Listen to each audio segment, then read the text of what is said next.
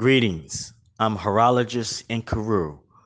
On the behalf of myself and KTL University, we would like to invite you for our online Zoom class, March the 27th, 11 o'clock, 2022. We will present the power of precious metals, where you will have the opportunity to learn the concept of building wealth with gold, silver, platinum, palladium, and rhodium. You will also learn the foundation of the abundantness of these metals through the health benefits, the wealth benefits, and the spirituality benefits.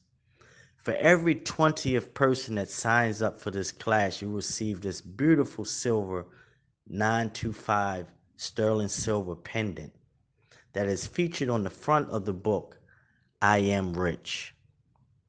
The spaces are limited, so act now. Yes, indeed. Yes, indeed. Yes, indeed. Make sure y'all click the link in the bio so you can get your tickets for that March 27th workshop. Don't act like you ain't see the motherfucking gold, silver, and palladium hitting all-time highs as a result of what's going on. So we are right on time with the message, all right? Shout out to my good brother Inkaru. I think he's going to join us tonight.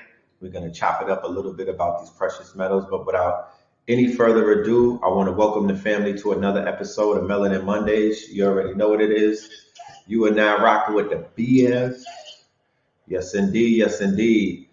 It's been a minute. It's been a minute since we had Melanin Mondays. You know, the YouTube was acting real funny with me, had me in on timeout and whatnot. We was able to come back last Thursdays and let the family know that we back in business. So we are definitely here, all right? But I also have to do this because you already know these people on these platforms are mad, shaky, and unpredictable. So anybody that wants to, you said turn my mic on? The mic is not on? Anybody that wants to be a part of the mailing list, anybody that wants to get on the mailing list so you will not miss out on anything. If they take this channel, you know what I'm saying, we'll be okay. I need you to hit that email right there. You feels me? Hit that email. It's an echo. Okay. All right, we're gonna try to work that out. But first and foremost, peace to the family, peace to everybody. How's everybody doing? Salute to the family. It's been a minute. Let's go ahead and tap into that roll call. All right. Y'all can hear the sound effects?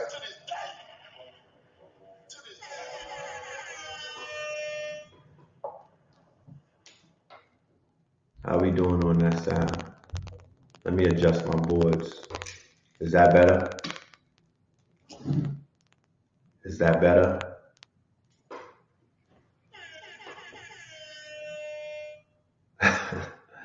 Don Marco. It's low. Okay. Let's turn it up then. Here we go. All right, now. So peace to the fam. Let's go ahead and do the roll call and see where we tapping in. This is an early show, as you can see. We're gonna get this information out there. We're gonna chop it up a little bit, and then the boy got a dip. I got a studio session, and yeah, we're gonna do it like that. Check the mixer. Okay. Yes, indeed. Yes, indeed. I'm getting my mix on. All right. Check, check, check. Check, check. Can you hear me? Check, check, check.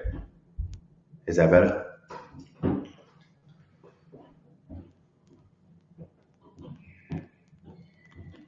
As soon as Joe Biden gave Bitcoin to the feds,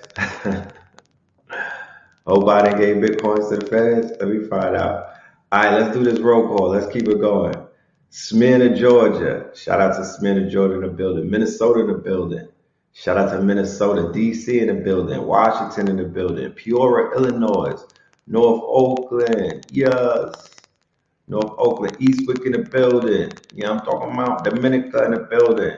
PA in the building. Chicago in the building. Toronto in the building. Shout out to the Chi-Town.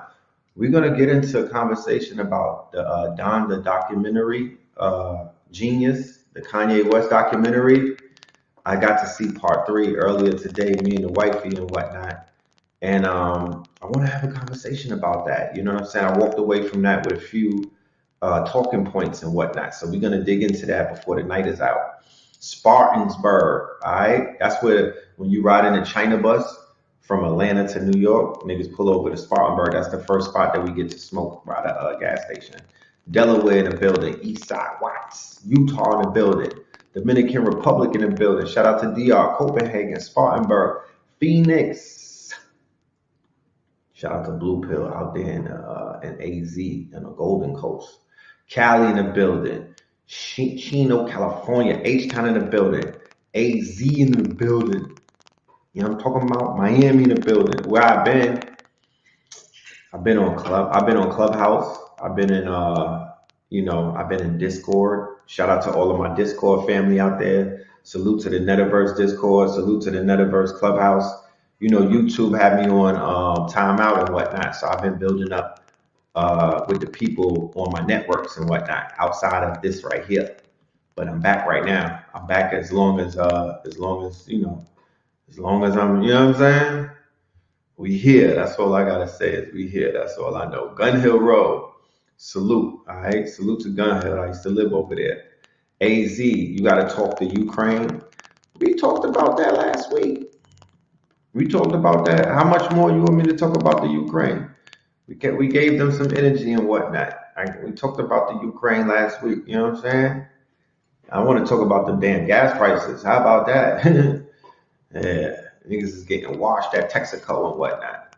Yeah, how about that part? Yeah, you want to talk about that? Electronic cars in the future, you know? Nah, don't be sorry about it.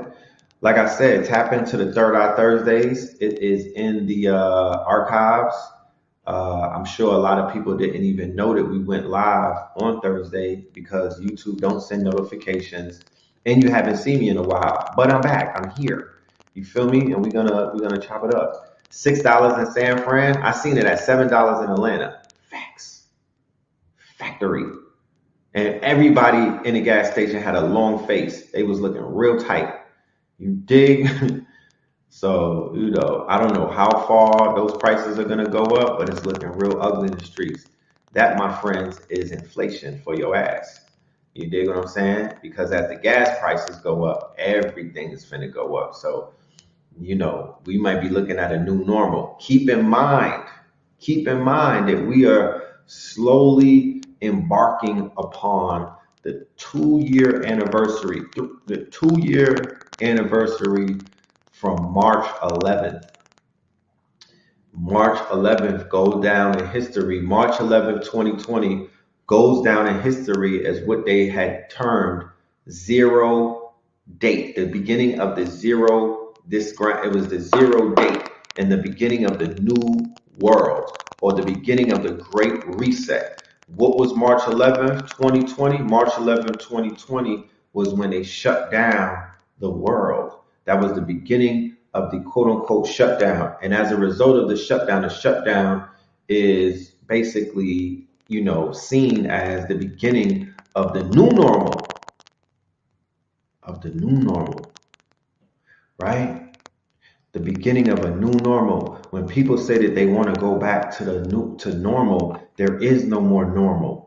The normal that you knew will never be again. And I'm not being fear mongering or facetious and whatnot, but there is no more. You feel me? There is no more of what you may deem as the normal. The new normal is this new world that we live in. The new normal is what's being created in front of our very own eyes right now. So yeah, we should be a little I had you buying up in cans of Goya, right? I know them shits came in handy though. How about that? I know they came in handy because they came in handy for me. You know? So they said on NPR that the Ukraine war is the first cryptocurrency war. Yes, it is. You feel me? Yes, it is. It's a lot of things going on with that conflict and whatnot, but what's standing out is how they are utilizing cryptocurrency as the medium and whatnot in that conflict. As you can see, the sanctions that were put down on Russia and the donations that the Ukraine had received and whatnot in cryptocurrencies in order for them to, the people, the refugees and the people that are fighting on the front lines, I think they raised about $60 million in Bitcoins or in cryptocurrencies in a matter of a few hours or something. So yeah, there's going to be a play on the US dollar, according to the sources that I've been tapped into. They're looking to tank the dollar. The minute China steps in with Russia, you're going to see a major play on the US dollar, the same way that you saw a major play on ruble. Crypto done down and out. Buy the dip, my nigga. You know what I'm talking about? Buy the dip. You can't cry about it. This crypto is a roller coaster. Buy the dip. You know what I mean? Crypto is a roller coaster. It's great adventures, my niggas. You know what I'm talking about? It ain't a straight up rocket. It's not a straight up rocket. People are saying that Russia is benefiting from this war dollar wise, and Putin says he's willing to fight. The war just started. The Russians, they not some. If you know how the Russians are moving and shit like that, it's not like they just here for a quick, hit and run and whatnot. I feel that they got some years in them. You feel me? They got some years in them. So yeah, we are going to pay attention to the theater of war, because that's what it is. It's the theater of war. 90% of war is propaganda. 90% of war is propaganda. And, you just have to pay attention to the propaganda. If you look at mainstream media and the news channels, they got people waking up inside of body bags and shit like that. Body bags is moving around. Niggas is online. They on the news with cardboard guns and whatnot. You don't know what the fuck is going on. You don't know what's going on. I know that they chased them Africans out of the Ukraine. They got them the fuck out of here. How about that? They got the Africans up out of there. You feel me? The Africans is up out of there. You know what I'm talking about? That was the way that without all of the xenophobia and whatnot, they cleaned them the fuck up. Got them out of there, But, I'm confused because all reports lead to say that the Ukraine is a bastion for neo-Nazism, and it was so corrupt that it even leaked into the government. This is not speculation, because like I said before, when I was studying for Fear of a Black and More Messiah and also Into Deep, I came across a lot of information that pointed to Warsaw and also the Ukraine as being not only a hotbed of the quote unquote neo-Nazi movement, but they were heavily influencing the movements over here. Okay? They were influencing the movements over here, like the Proud Boys and the alt-right and other different factions and whatnot of these Europeans. Sound is coming through the headphones. Y'all kind of wilding right now with this audio. Yeah, hold on a minute. Let me see something. I got echo cancellation on. Oh, my bad. My bad. Y'all wasn't bugging. The switch was on the wrong thing. My bad. Y'all got me feeling like starting this whole show over again and shit. Pardon me.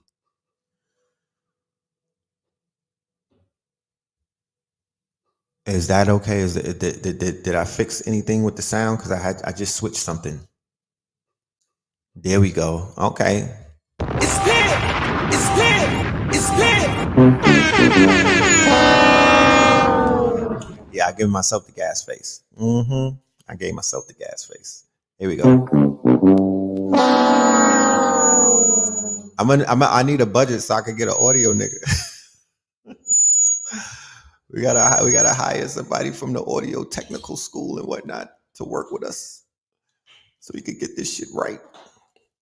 But if the Ukraine is a bastion for white supremacy, right?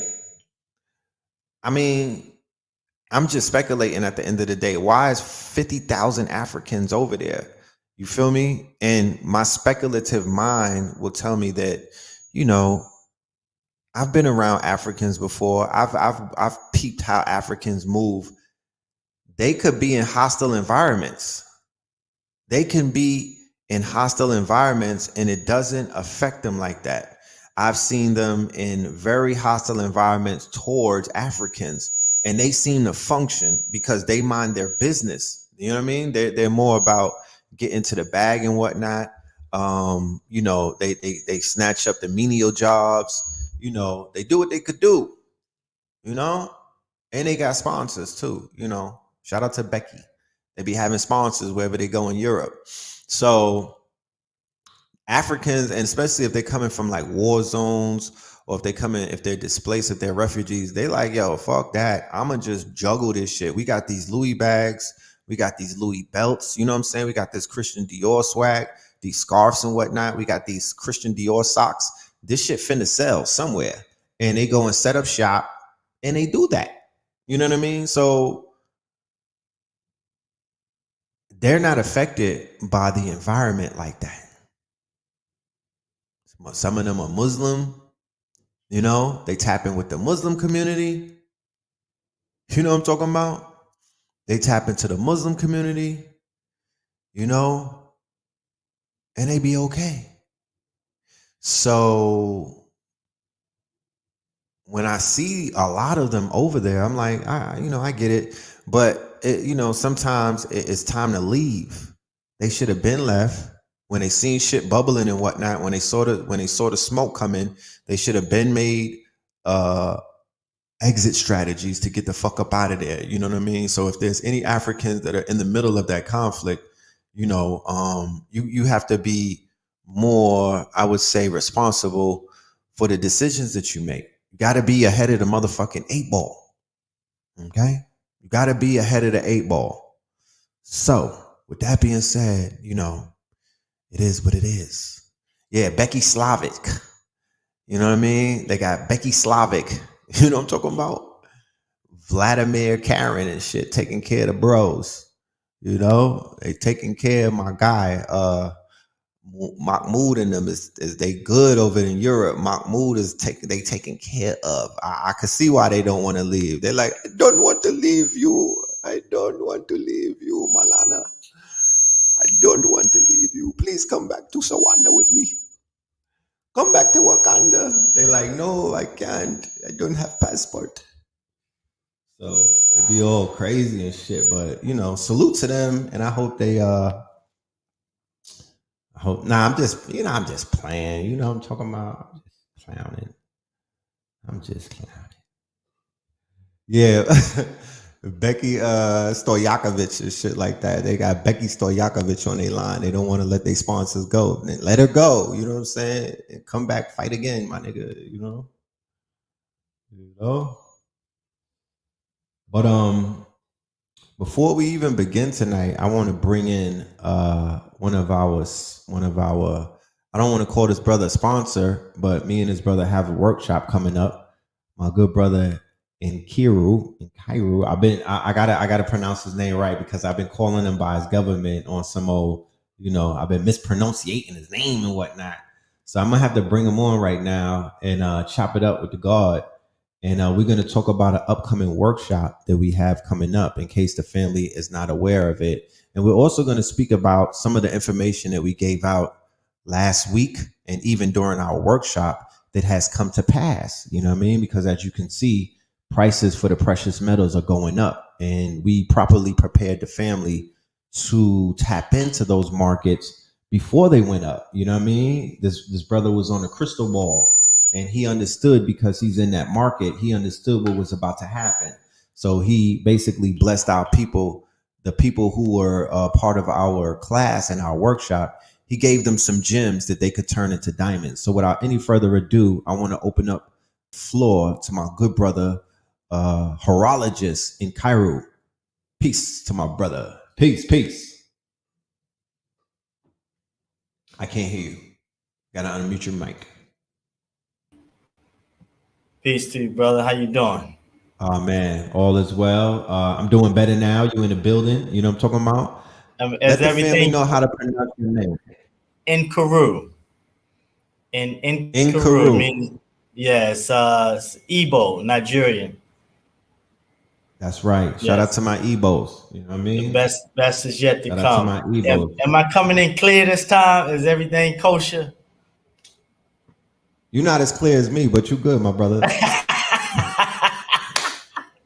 Yeah, I'm not crystal, but okay, I'm getting closer. Yeah, you know your microphone don't sound janky like mine. You know what I mean? Yeah, Look, yeah. look what they said. You still got the glow. They said you glowing again. So you know you Okay. good. You All right. good. All right. Okay. Good. Appreciate that. Briefly, can you introduce yourself to the network, to the platform? There's a lot of new people in the audience. Okay. Name is Nkaru. I'm a horologist. Horologist means the science of studying time. I'm a watchmaker, to be short. Background is in gems. I'm a gemologist, precious metals. Been in the industry for over 27 years. And you can see some of the other videos, and you can see my whole track record on how I came through the ranks in the industry. Currently has a shop here in Brazil and a shop in New York in the Diamond District. Beautiful, beautiful. Yeah, let's talk a little bit about these precious metals, my good brother, because Okay. as I could see, the market has taken a hit today. Okay. Yeah, yeah, it's moving. I mean, you got the market basically moving because of the war, but the cycle that we're already in that bull cycle. So the consolidation is over. So it was over last week.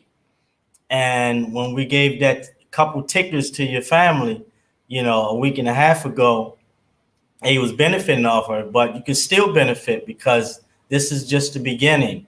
Palladium moved up to about 3,000. Gold peaked up to about 2,000. Silver has broke past a barrier.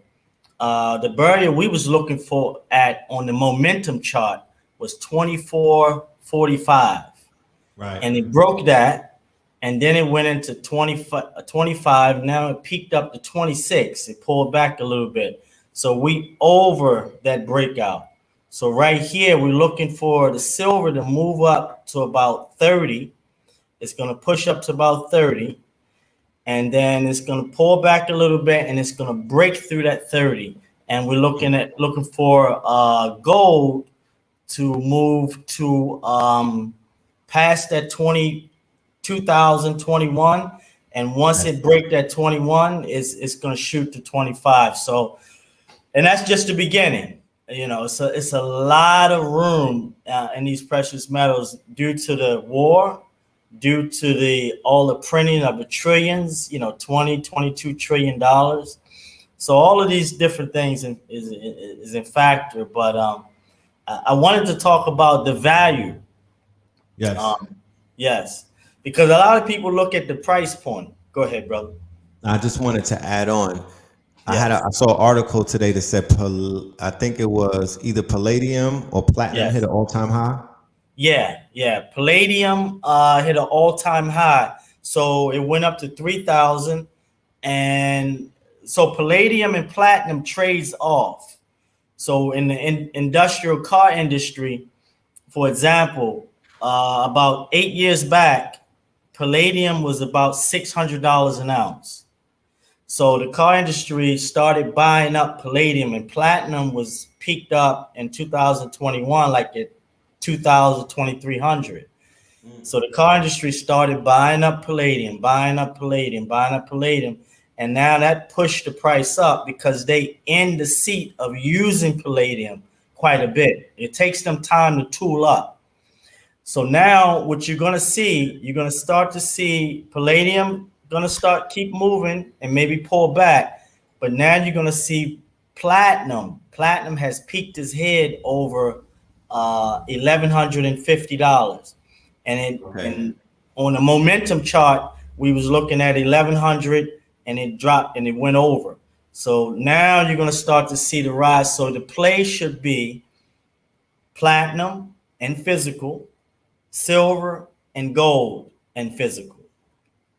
And then for the speculators, online speculators of stocks, AG47, AG, First Majestic, MTA, a royalty stock is the MTA, and Google EB Tucker, and you can get some more information about those different things if you want to speculate.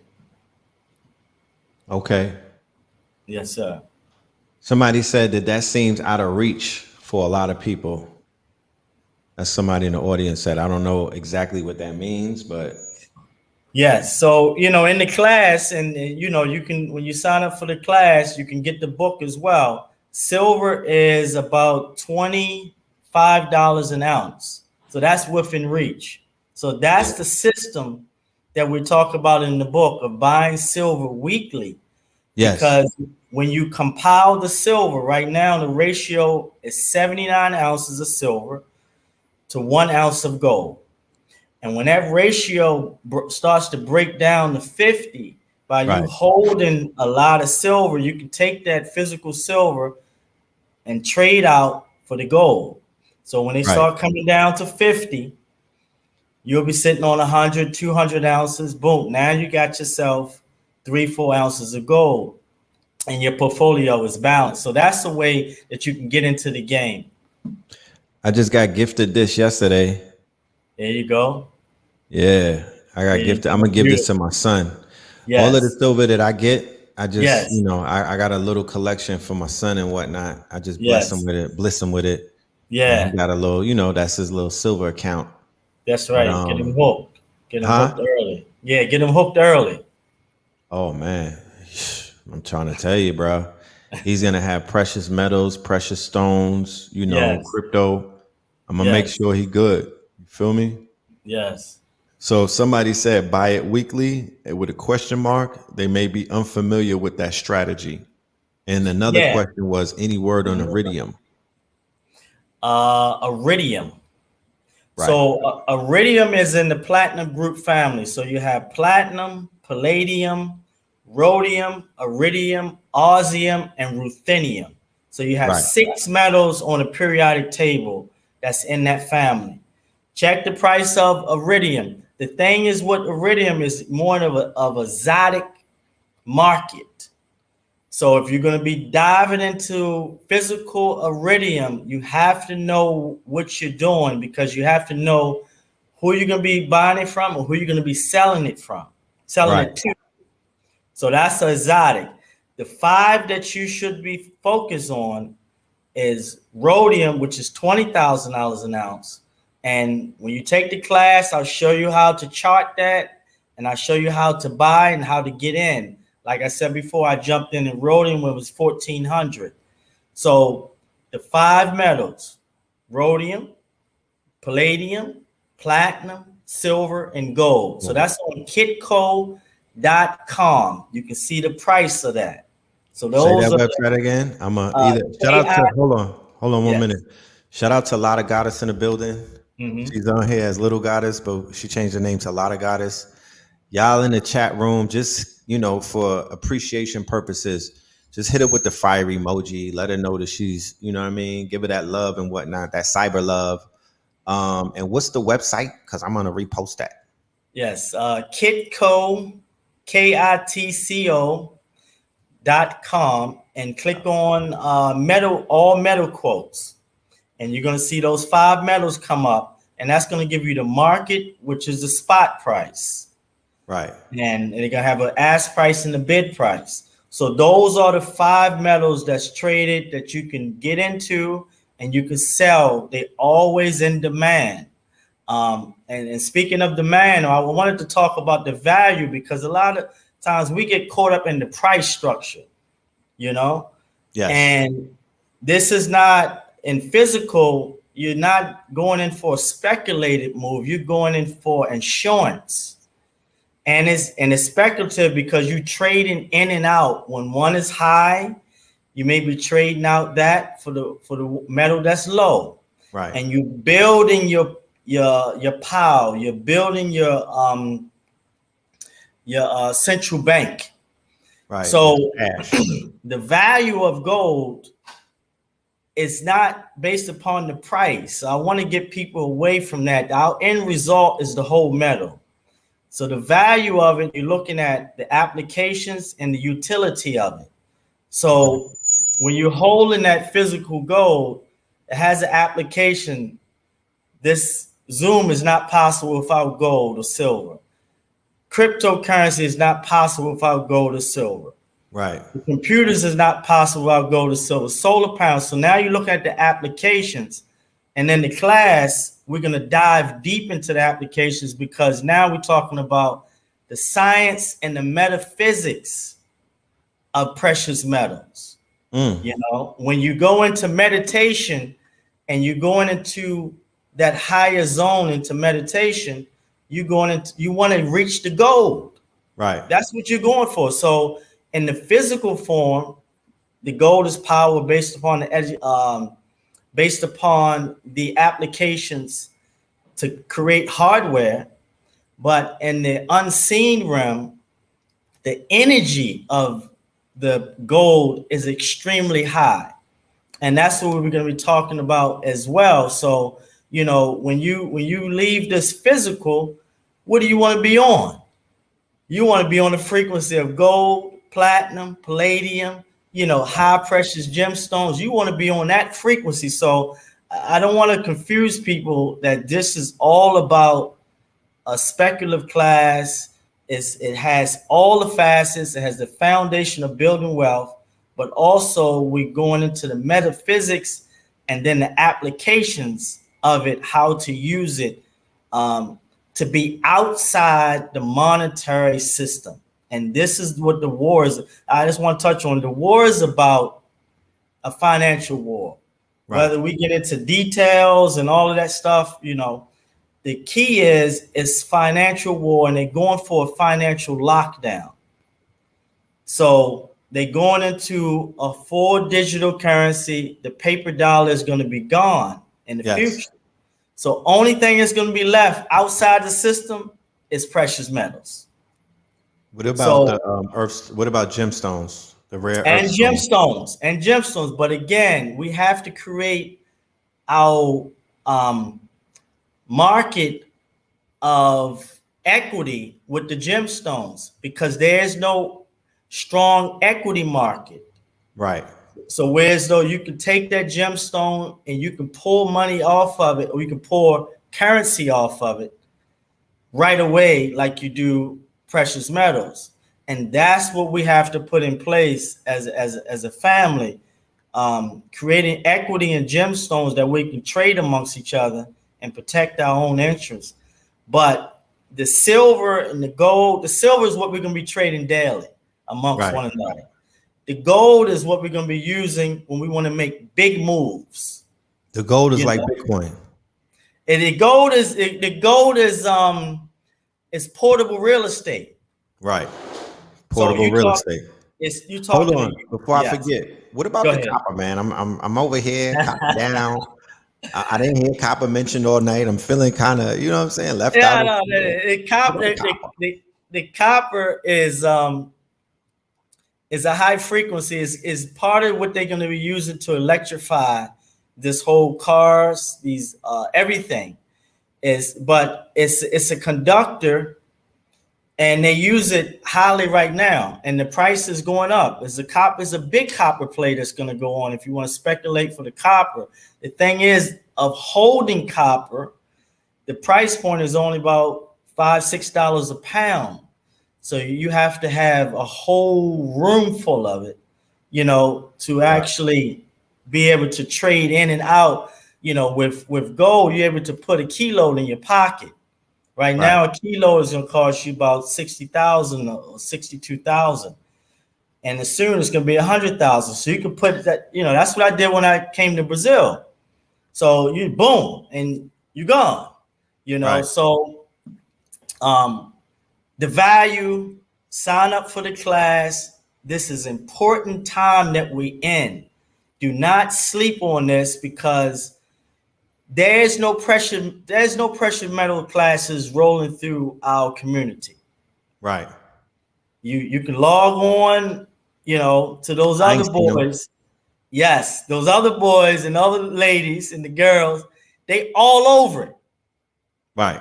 They all over it, Right. and I gave you some of the names, and they going hard. They got Wall Street Silver. It's got 180,000 followers. All they do is stack silver, gold, and precious metals outside the system. Right. Google them. Wall You Street know, Silver. Wall Street Silver. We Right. have to build our community and get on top of this, because once we all are stackers, it's easy to do business amongst one another because we all have small banks. Right. Once again, family, the flyer that you see in between us that I put on the screen for those that are just getting here is a flyer for a workshop that me and this young man right here have coming up March 27th, which is on a Sunday at 11 a.m. my time Eastern. Okay. Keep in mind that this good brother's in Brazil, so we have a time difference. But getting that information early in the morning, that works for me. You feel me? Yeah. You have your whole day in front of you. So the Yeah. power of precious metals, learn how to build your wealth and business on the foundation of precious metals, which is gold, silver, platinum, palladium, and rhodium. All right. You could get tickets at www.artcurrency.org/class. Or if you go on KTL University, we will There have you tickets go. on sale there as well. Do not feel compelled to make a choice. Go to either or site. It doesn't matter. And That's if you right. cannot make it at 11 a.m., you may be praising the Holy Lord Jesus. Don't worry about it. This will be recorded and it will be available for you in perpetuity, meaning forever. It will be logged on the site, KTL University. So yeah, it will be recorded and it will be available. You want to let them know about the giveaway though? Yes, yes, yes. I got it's on the video. Did you run the video or I think I did. Yeah, I ran a okay? video in the beginning. I ran the video. Okay, so we got the let me turn it around so you can see it. So we Yes. got the sterling silver pendant that's on the cover of the book, and it's on the cover of the Beautiful. class, but in silver. And Yes, this that's is beautiful. the Maka tribe. You know, Like the maca uh, root? Yeah, the Maka tribe from Mali, going Okay. into his manhood from the boy stage. So it's a transformation. So Dope. this is valued at about 260 on our website. So every 20th person that sign up for the class will receive one of these silver pendants. All right. Dope. Now that's So fire. You feel me? you know, Um, yeah, family. Go get your pendant. You know what I'm talking about? Go get your pendant. Somebody wants to know, what are your thoughts on diamonds? yeah. The diamonds. Well, again, diamonds is in between. It has a value where so you can pull some money, currency, not money, currency immediately, but it's so speculative. So, for example, say that you purchase a diamond from someone, and they say, "Oh, you can bring it back to us. We'll buy it back." They'll say, "Oh, this particular cut is not in high demand. This is that." Oh, it's a GIA cert. Yes, we get it, but it's still speculative because it's not set up where so you can go and look at it like gold, silver, platinum, palladium, and rhodium and see the spot price, Right. put it on a scale, check the purity and the quality, and receive currency. So, my advice to stay away from that and stay with those five metals, or just stay with those three: silver, gold, and platinum, and you safe. Because Right. the whole idea, this is what I want to ask everyone out there. I want to ask you know, I want y'all to do something for me other than sign up for this class, because this is important. I would like for everyone to take evaluation of how much real money they have. And what I mean by that, take your jewelry, this 24 karat gold chain, take your jewelry, all your gold, separate it. Take all your silver, separate it. Go buy yourself a little gram scale if you have one. Put it on a scale, weigh it, categorize it. 14 karat gold, 18 karat gold, and write down the weight. Take your silver, write down the weight of it. That is what you have in real money. If you have platinum or whatever, I would like to everyone to evaluate their own personal bank. Okay? And when we talk again, let's talk about that. Let's talk about how many, you know how to give a value price, how many grams you holding, what you holding, what your bank is holding. And then we're going to set a goal of where you want to go. Right. So you mean to tell me that the fiat is not money? They can't stack, they can't count that? They can't have the money? No, that's not money. That's not money. That's currency. That's monopoly. So let's be real. Like, that's monopoly money. Somebody can go and print that. Right. And then, so digital money and currencies and digital currency is all fiat. Right. It's all inside the monetary system. What we're talking about is being outside the monetary system. Assets. The physical. Yes. And making our own rules, how to play and move amongst one another, and how to play inside the monetary system with these metals, because this is what the central banks is doing. This is what Russia is doing. Somebody even asks, go ahead. What precious metals do Russians cherish? Something tells me we will need to know their customs.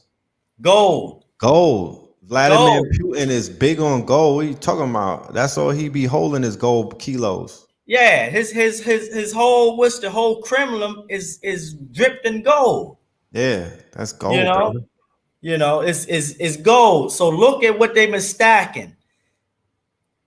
China and Russia is in bed together. China has more gold than anyone on earth. Anyone. Okay? Fact. Other than what's in Africa and what's in America in the ground and what's in Brazil in the ground. Outside, above the ground, China is holding and Russia is holding. Right. If I show you the charts, what we're going to talk about in the class of how much gold they've been buying behind the scenes. This is what they're not talking about. They're going to talk about everything else, but they steady buying gold. So when all this came down, China already have a deal with Russia for transferring money. Right. So they good. They're going to hurt a little bit. People be acting like Russia's taking a hit financially. I'm like, fam, y'all don't listen to drill music. Y'all don't know how people be riding on ops. Like, y'all listen to all of that drill music, but y'all don't know how Russia and China is playing America as the monkey in the middle. You don't see the provocation. You don't see how they're playing chess on them. Yeah. Somebody said that they've never been into jewelry, but have a lot of land handed down from the ancestors. Should they invest in jewelry? They should invest in, definitely take our class. They should invest in precious metals. You can't, this, let me show you what I do. I'll just give you an example of what I do. When fiat money come in, I disperse it. I'll pay my bills or whatever I need to pay, and I'll pay it up 2-3 months up so I can have room to think. Right. And then I'm constantly buying precious metals every week. So the only fiat that I'm holding is enough for, if a deal come, I can jump on it. If a pullback come, I can jump and do something. Right. Other than that, I got 90% in precious metals. That's my land. That's everything. And then the way you protect your family, the same what you've been doing, Brother Ray, you passing silver to your son. And that's how you protect your family. You give silver, gold as gifts constantly. That's what I do. Yes. Every year, my mom, my sister. So if they have a problem in the future, Mom, what about that gold bracelet I gave you? Right. Mom, They what about on that that. gold chain, that gold ring I gave you? Oh, I forgot all about that. Right. And then bam, you good. She Right. good. So you solve problems in the future, you know. Right. Somebody said, shout out to the rappers. They knew what they Yeah. were doing the whole time with the gold ropes. And Absolutely. Absolutely. It's in our DNA. yeah, we can melt those gold grills. Like, you know what? Melt that. I'm gonna get some veneers anyway. but the trap door is this. The trap door is this, family. Is that they trap in the door. They want to trap you into a digital completely. And then what they're gonna do when you try to buy the precious metals, they're gonna Uh-huh. be high. And this is what's happening in the industry. I'm gonna tell you what's happening in the industry. The big boys that can get it the next day or 1 week, and they spending $1 million, 2 million, and then they're distributing amongst the people. They waiting 4 to 6 to 7 months out, and they have to put the money up, the currency up front. So Mm-hmm. what's going to happen to the small people? I'm saying it already. They're going to push your limit up to 1,000, 2,000, 3,000, 4,000, 5,000. And then Right. they're going to have you to tell you got to wait 45 days, 2 months, 3 months out, and you might not never get it. Damn.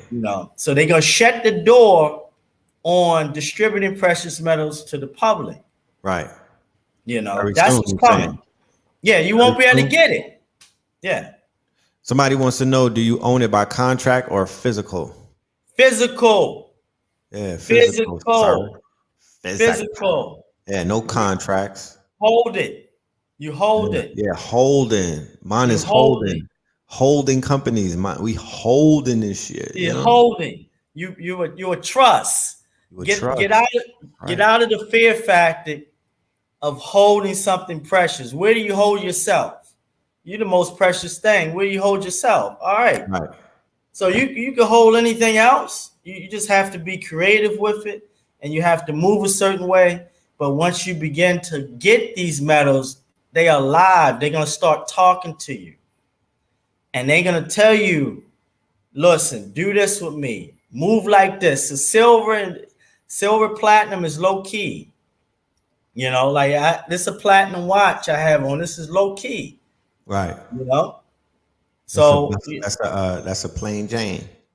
that's a plane. It's low key, but the metal is there.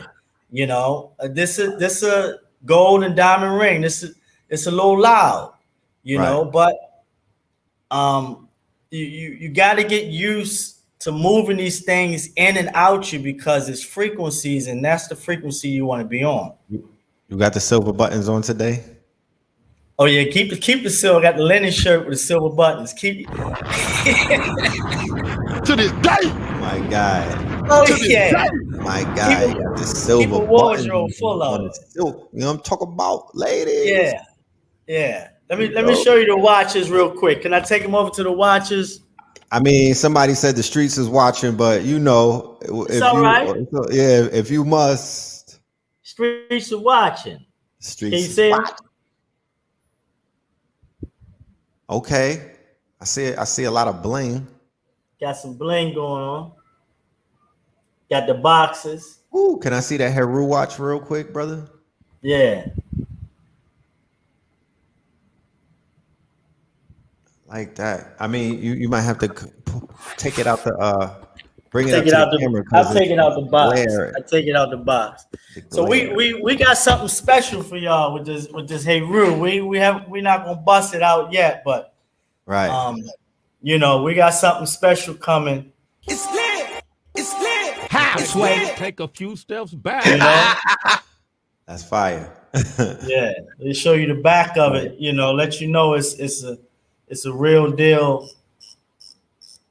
timepiece. Yes, got sir. the mechanical back. Gears in the back. Yeah, you got the gears. Beautiful.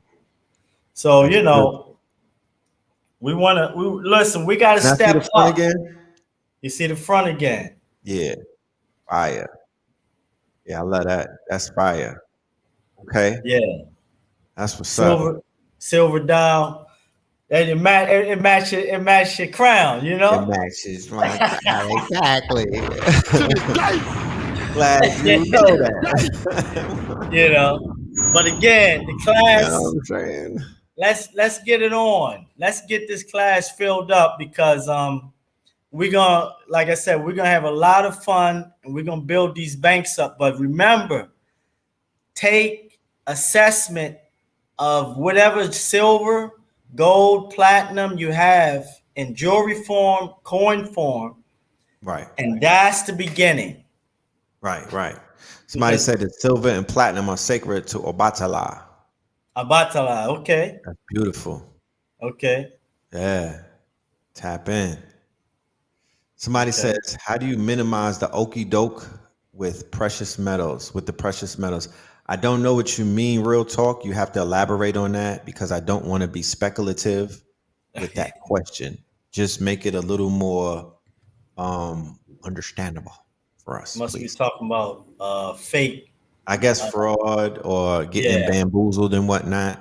yeah. It sounds like Um, they're talking about that. Well, you have to take it if you don't have testers yourself, an ASIC tester. You have to take it to another party. I do the same thing. Even I still test it and I take it to another party like I want to sell it. You know, and that's how you can really check the value and learn. You know, you have to get involved in this part of learning the business, and that's how you learn. You know, take it to three, four, five different places. You right. know, they're gonna tell you different things or whatever. They're gonna put in the X-ray machine. They give you an X-ray report. They do an ASIC test.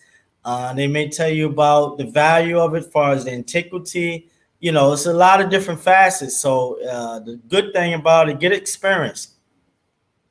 Beautiful, beautiful. Once again, family, Yeah.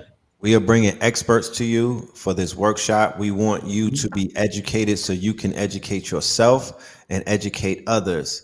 If you wanted to reach the younger demographics, right, with your information, if you wanted to reach them and get their attention, there's nothing more than precious metals that they would be attracted to in these days and times. As you know, the youth, the young adults, people are very, very drawn into the world of precious metals, although they may not have a complete understanding about the market and what it is. This is where this brother comes in. He is going to update everybody. He's going to get you going to unlearn to relearn. He is going to help you with your decisions in terms of your investments moving into the quote unquote future and the now, because, you know, shit is moving fast and we don't have a lot of time to play with and whatnot. So take full advantage of this workshop that we have coming up. This good brother is certified. As you can see, he's about his business and he's willing to come on board and teach the people some things. You know what I mean? He's willing to give some gems out and whatnot for a very affordable price. So take full advantage of it and thank me later. You know what I mean? I got people who was inboxing me on Instagram that took the information that you gave them about the palladium and about the rhodium and whatnot and the Yes. silver, and they invested. And they Yes. basically today on Monday, they was like, "Yeah, I'm up, good Yes. looking." You know what I'm talking about? That's it. That's it.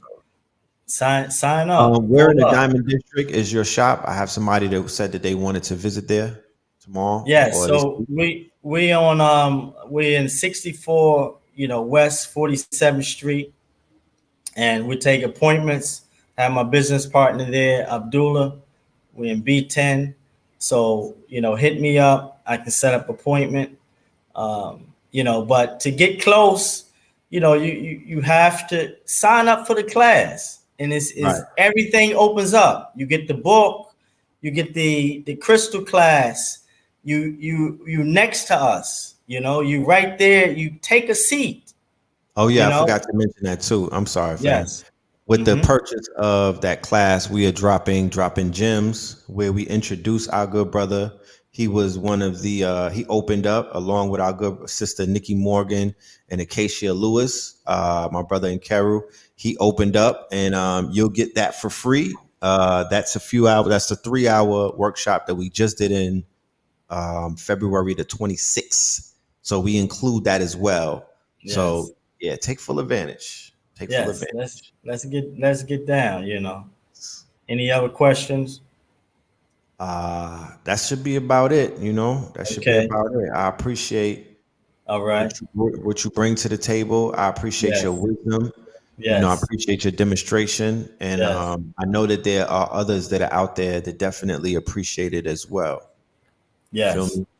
Yes. Someone asked, do you take a PayPal on your KTL University link? I believe so. Okay. I told them to click on it. I sent it out to a few of my clients, so they're gonna be signing up. Right, right, And right.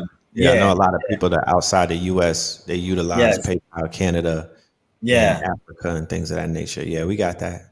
yeah. So okay, all right. Appreciate it. Appreciate it. Indeed. Any other questions, family? Go ahead. I would say, nah, just leave the family, leave the Okay. audience some information on how to Yeah. contact you if anybody wants to Mm-hmm. get any of your timepieces or any of your Sure. product. Sure. You can the timepieces are at nkarugroup.com. NKIRU group.com for the timepieces, and the IG is I am rich.nyc. You can find me Okay. there. And but we this is listen, this is a pregnant woman. You know, we're in a cycle of the precious metals, and this is a beautiful time.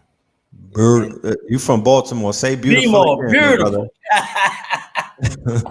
As that B more came out. Yes, sir. Say beautiful again. Say Yeah, beautiful again, beautiful. please. Hold on, hold on. Let the bomb go away. Say it again. Beautiful. Yes, it. Beautiful. Yeah. Look, I still got the B more accent in Brazil. To the Yeah, Bang. that's yeah. I don't know nobody from Brazil. I mean, from You got Baltimore anybody who able to follow take that accent. Portuguese? You That's in got your any, DNA. yeah. Anybody who ain't follow Portuguese? I get on this and spit some Portuguese next time. I think there's somebody in here earlier asked if you speak Portuguese. They wanted to know that. Yes, yeah, I follow Portuguese. That's what's Yeah, up. yeah. That's So what's up.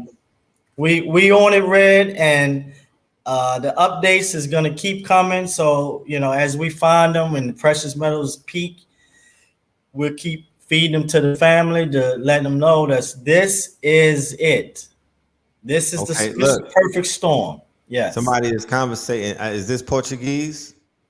I can't. I'm not in the chat. I It can't says see it. EU follow umbrella poco. I'm not sure. Yeah, eu falo pouco português. Yeah, What yeah. is they saying? What does that mean? That's he's saying. I'm sorry. He's saying that he speak a little Portuguese. Poquito. Um Yeah, that part. pouquinho. L is I. Eu falo Okay. português. Fala, amigo. Fala depois. Eu falo Instagram. Mensagem no Instagram. Eu falo você. Tá Yeah, because bom? when I go to Bahia, I'm gonna Yeah. need some Portuguese lessons because Is Portuguese. Yeah. yeah, I don't need no translator. I'm trying to, you know what I'm saying? I need to talk that talk. You know what I'm saying? Yo, speak. YouTube is a good My teacher. speech in Bahia. Yes, indeed. That's what. Nah, but once again, it's been fun. I will have you back on Okay. platform Okay, brother. before our workshop. You know, the Yes. family is definitely they're engaged. You know, Yes. I understand that precious metals as a niche is very new to the family. You know, Yes. because even getting people to understand the power of crystal currency, right, as Yes. a stream of income, and just for collector purposes, you know, to put around a Yes. house, to Mm-hmm. carry. You know, I got my little opal with me. I carry my Ethiopian opals in my pocket. This is from the movie Uncut Gems, Mm-hmm. Adam Sandler and whatnot. Let me see if Mm-hmm. it zones in on it. right? Colors. Yeah, beautiful. Yeah, it's very iridescent. You know, I love carrying. I got a pocket full of stones. I'm wearing stones.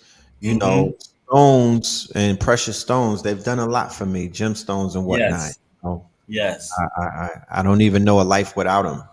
Yes. Yeah, I So, love them as just well. to get people to understand the importance of that. So I'm willing to do a little bit of heavy lifting when it comes time to, get the people onto the precious metals. Everybody is not going to get it. It's those that get it. Like, it's going to be just like Profit Prolific.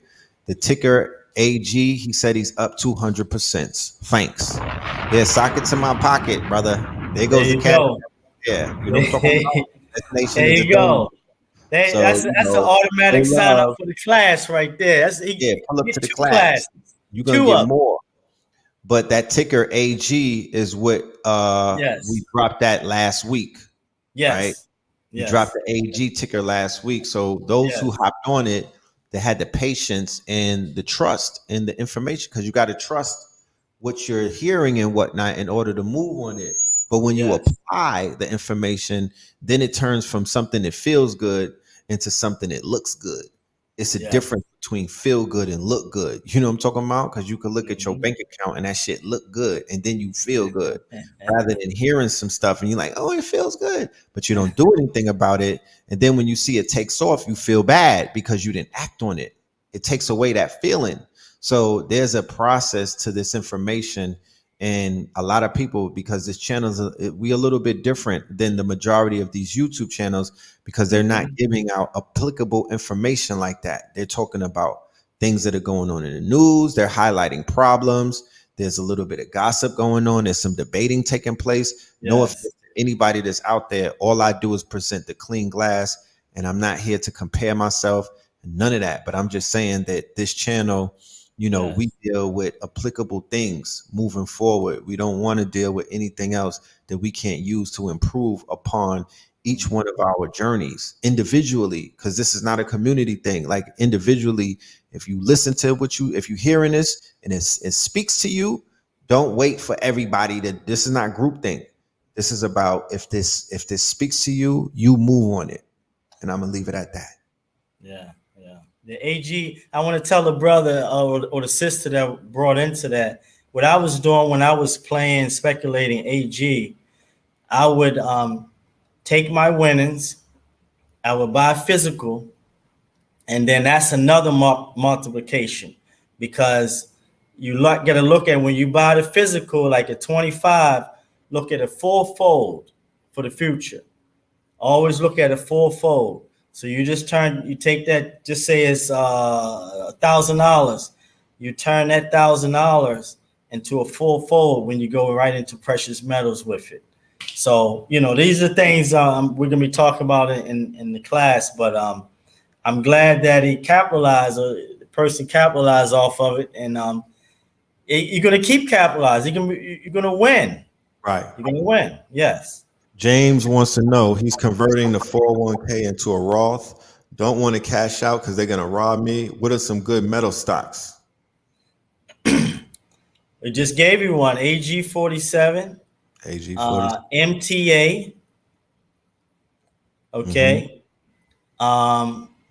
And cash out half of that and go into physical. It doesn't matter if you're going to get hit with a penalty.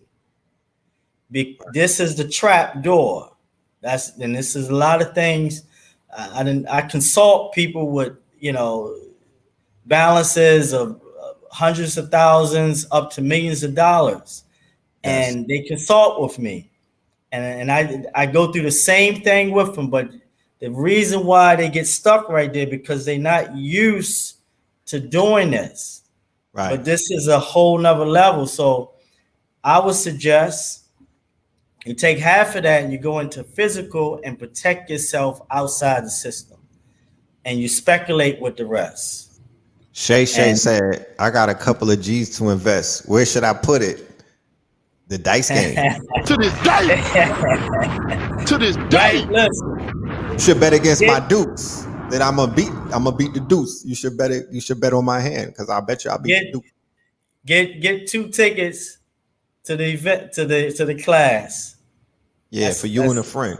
You and a friend, and I guarantee you, whatever we advise you to invest in, you're gonna multiply. You're gonna multiply. Get the That's class so right. that way you can get the book and you start. And you got sources in the book where you start buying silver right now. And we gave you the 2 stock plays if you want to be risky. Okay, but when those stocks go up, take profits. You know, take And go physical. profits and turn it into physical, and you're gonna multiply it again. So these are formulas. These are wealth building formulas we're giving you. How to mark. These are formulas that I've used. These are formulas that I'm living in. Right now, I'm not speculating at all. I'm just buying the physical, and I'm running my business, and I'm teaching this, to the community. See, when you speculate, it's a lot of energy. You got to understand that. And Man, you're dealing with so the dismal. computer. Yeah, because I did it for a whole year straight. And you wake up and it's in your dreams and you're thinking about it throughout the day, so it's a whole nother thing. So you can play with it, but just be able to say, okay, I can lose that. But Right. when you win, take the winnings off the top, but get into the class. Right. This is, I want to say this, this is what we offering is thousands of dollars. Thousands. Okay. That's a fact. I know these precious metal classes is not going to talk about no metaphysics, no real value, know how to, all of this stuff, how to really apply it. It's going to talk about the basics of investment. And they're going to charge you thousands of dollars. I know these cats that's doing it. Some of them are friends of mine. So this is a whole nother world. So I'm coming to our world. I say, okay, drop it for $98, whatever. Give gifts, whatever we got to do. I need to get the family in this. Right. Once you get in, you hooked. You're a junkie, and you be saying, "I am rich." That's a fact. You feel me? That's a factory, man. I appreciate you. You're welcome, brother. Like I said, the audience, they got love for you. You feel me? I got a lot of inboxes about you in the last show. The family and is they've been definitely buying the book too, Red. They've been buying the book. Thank you. Yeah. Book is lit. You feel Yes. me? Book is lit. Yes. But like I said, you'll be back. We're gonna Okay, pull up brother. with you All for right. some more updates. I'm sure there's gonna be some more news to talk about. And Yes. like I said, we even began having this conversation prior to the conflict, just to show you how the great divine speaks in signs. Like we were having this conversation. You and Blue went live Months. 2 months ago. Months Feel ago. me? Me and you were building months before that. Exactly. So the minute we started presenting this information to the public, what happened? It was, people wasn't even thinking that wasn't even in the news. Precious metals and the fluctuation and fiat going through the toilet and whatnot. Now look at where we're at. Yes. Somebody said, "What's the book?" The book is "I Am Rich," right? And that is on, what's the website again for the book? IamRich.nyc. Okay, IamRich.nyc. And you have it on ebook too, right? I got the ebook, and you also get it with the class. So when you get the class, you get the ebook, and you get the 4-hour workshop that we just did. Is that a bargain or what? That's it. I mean, what else y'all want? Y'all want meat? Yo, the 100 ticket, y'all get red pill. We gonna send me a UPS. and if you the 20, and if you number 20, you get the silver pendant. So Come on now. You number 20, you get the silver pendant. We're doing that every 20. Don't care how many people sign up, 300, 400, every 20, we're giving out a silver pendant. So come on. And the 100th ticket, y'all get the parrot from Rio. We're gonna put that in there. We get the parrot from Rio. We got a special surprise coming up. Maybe next time whenever you have me on again, we'll bust that surprise with him. I feel you, man. You know what I mean? We gift givers. You know what I'm saying? We gift givers. We in the spirit of giving out and blessing people, making their day and whatnot. You know, I talk about the reward system, but now I'm implementing it. Yes. I'm gonna put my energy behind it. You know what I mean? I want to reward, I want to value. Yes. And you know, there's also a penalty system. When people get out of line, you gotta step on them. But that's a whole nother topic. You know what I mean? So I appreciate you, Marco. Huh? You're welcome, brother. I'm saying I just want to say this one thing. This is fresh, man. I like this because this is fresh, and I appreciate what you're doing. You took the time and said, okay, this is fresh, this is new, and you jumped out in front of it, and you trust me, it's gonna be 10, 20 fold. Definitely. Yes. Definitely. 10, 20 fold. Yes. This is a beautiful way to start the fiscal year. We still in the first quarter. You know what I mean? Like, this is a beautiful way to start the fiscal year, to move forward. So, you know, I'm just very excited for what the future holds, and what we'll be able to take, you know, the information and what it's going to do for the people to tap in. You know what I mean? Yeah. So if anything, because you don't know what is going to go on in the next few months, but being prepared, you know, I could sleep easy at night knowing that I assisted and aided and abetted brothers and sisters to get themselves prepared. Get prepared. Shout out to Goldwater. Matter of fact, what's up, Blue? Yeah, shout out to Goldwater. You know what I'm talking about? Indeed. They want to know why your skin is glistening. That's that gold water. You know what that's I'm talking that about? Gold water. That's that gold. I'm trying. Look, exfoliate with the gold water. I'm trying to tell you this. This is what it looks like, and it keeps. This is 7 years in of running this frequency, running this formula, and this is what it looks like. You know, to listening to the ancestors. And 2019, they said, get out of there. And I said, okay, you know, so this is, and you're able to move like that when you have the precious metals, because, you know, your load is light, but it's strong. Right. The foundation is strong. Light, but it's strong. That's right. You know? That's right. So, you know, we living it here. That's right. I want y'all to live it. You know, and that's what it is. We sharing this. There you have it, y'all. There you have it. And if everything goes good, like I said, we might even plan a trip to Brazil. Absolutely. As a retreat. As a retreat, I'm doing yoga on the beach. You know, yoga on the beach. I'm just saying, like, you know, on my bucket list. You feel me? It's Sao Paulo. What is that? Sao Paulo? Because I was watching the Rio cartoon when I was, you know what I mean? Me and Pink Pill was watching Rio one day, and I was like, I think I want to go to Brazil. You know what I'm saying? Like, you know, it's kind of colorful out there. It's speaking to me. Yeah. You know? Oh yeah. Yeah. You got mango trees growing out here, and all that. Callaloo, all in the backyard. You know, all of that. All that. You know, so I want to go live in the favelas. Yeah, you go live in the favelas. So we're gonna take y'all. We're gonna take y'all on tour. Once y'all start signing up for the class, I'm gonna put some more energy, and we're gonna take y'all for a little tour. And you know, but I was gonna say this to you, Red. The class. This class is gonna be so successful. After it's over, that class is gonna sell out every class that's on both our sites.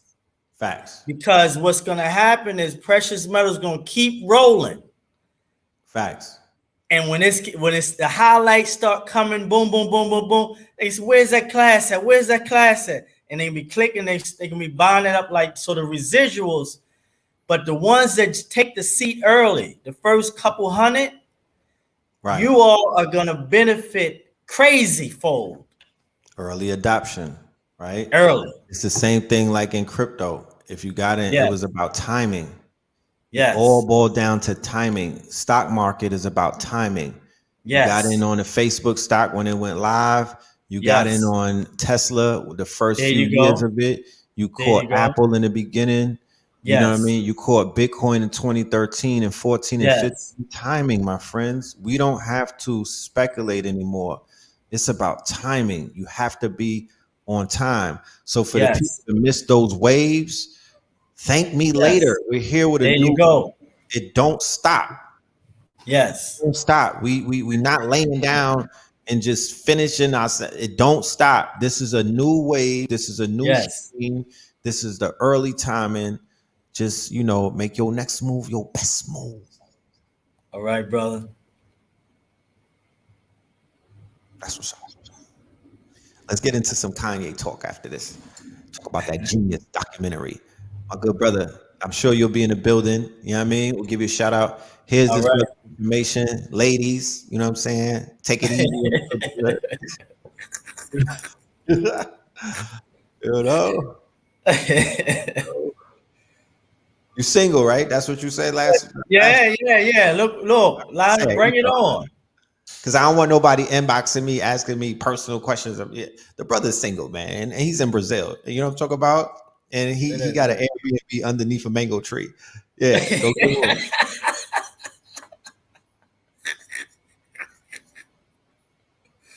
So it's time. Somebody said they've been making and selling jewelry for 8 years. It's time for me to elevate. You in the right class. I want to. You in That's the what I'm right saying. class. I would love to see the precious stones wrapped in palladium. Wrapped in platinum. You know what I'm saying? I want to level it up. Yes. It's that time. The jewelry makers. Nobody is stopping us from wrapping our jewelry in gold and silver and things of that nature. You know what I mean? Yes. Like this thing. Listen to this. The click. Yeah. That frequency. The sound of silver. Huh? Look, this is the right class. Huh? I was telling the young lady that's making jewelry, this is the perfect class. I have helped out so many people in New York and different areas that got into the jewelry business, that was in the jewelry business, that was spinning circles, and I helped them go to the next level. I got many testimonies, Beautiful. for people in the jewelry industry, many testimonies. So, that's beautiful, man. Because coming out of New York myself, shout out to Studio Patar. Rising power to brother Hey. Rising power, yes, indeed, brother. Yes. Shout out to our good brother at Studio Patar, the elder, the super legend. You know what I'm saying?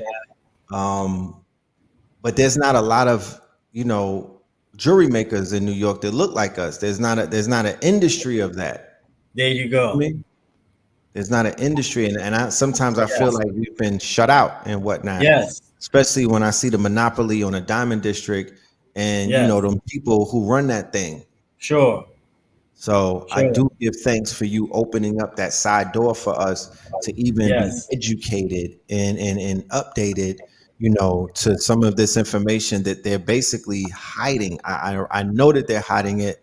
They're keeping it from us, and they have us looking this way while they're out over here benefiting and profiting off of these quote unquote enormous returns that they having. Yes, I have it. I have the top formula, and the Jews, the Russians, the Indians. I'm entangled with all of them, and I know how to deal with them. I know them inside out, and I got formulas that they're not even using. Advanced formulas. So. That's what made me come up and be so powerful in the game, And so, I'm an educator in the game. This is not no first class. We've been educating for a minute. So, this is the perfect lesson. This is history. Think about how many classes of precious metals came on any of these channels that's in this community. There's none. Dope. None. Yeah, I don't know of any. I'm eager. I'm excited. I look forward to it. I give thanks once again, my good brother, and we will see you soon. All right. Peace All out. right. Yes. Good And for the night. family, Thank one you. more again, this is the site that you can go on to, and you will see Yes. right on the top of the page, or Let's get even it if you on. have to scroll down a little bit, you will see this flyer right Let's get here it. for the class.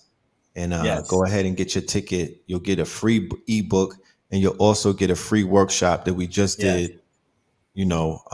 Take advantage that part. All right. Salute, brother. Salute. See you soon. Yes, sir. See you soon. Yes, indeed. So I want to have a conversation with the family about this documentary that I just saw on Netflix entitled Genius, right?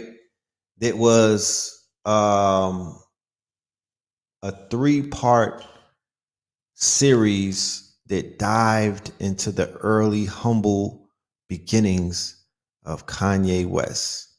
By a show of hands, all right, give me some emoji love.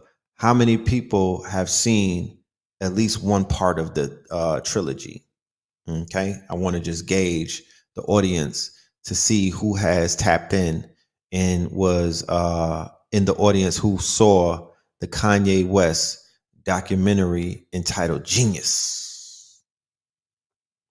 We're going to talk about that briefly.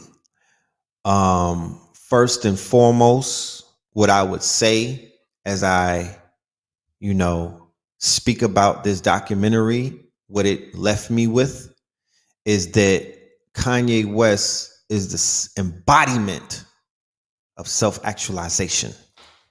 To this day, If you consider yourself a creative, if you consider yourself a creative, meaning that you create from your mind, you create from your heart, you are able to make something out of nothing. You are in industries that are either entertainment or fashion or any of these industries that you have to break through. This documentary right here is brain food. Outside of what you may feel about Kanye West, right? Because what we do sometimes is we interject our personal feelings and we miss the lesson. I do that sometimes. I'm guilty of that. So my human design, right? My human design, inside of my human design, which I received a reading on my human design recently.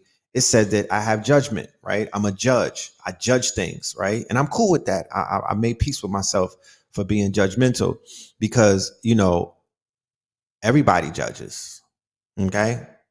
And you need a judge in this world.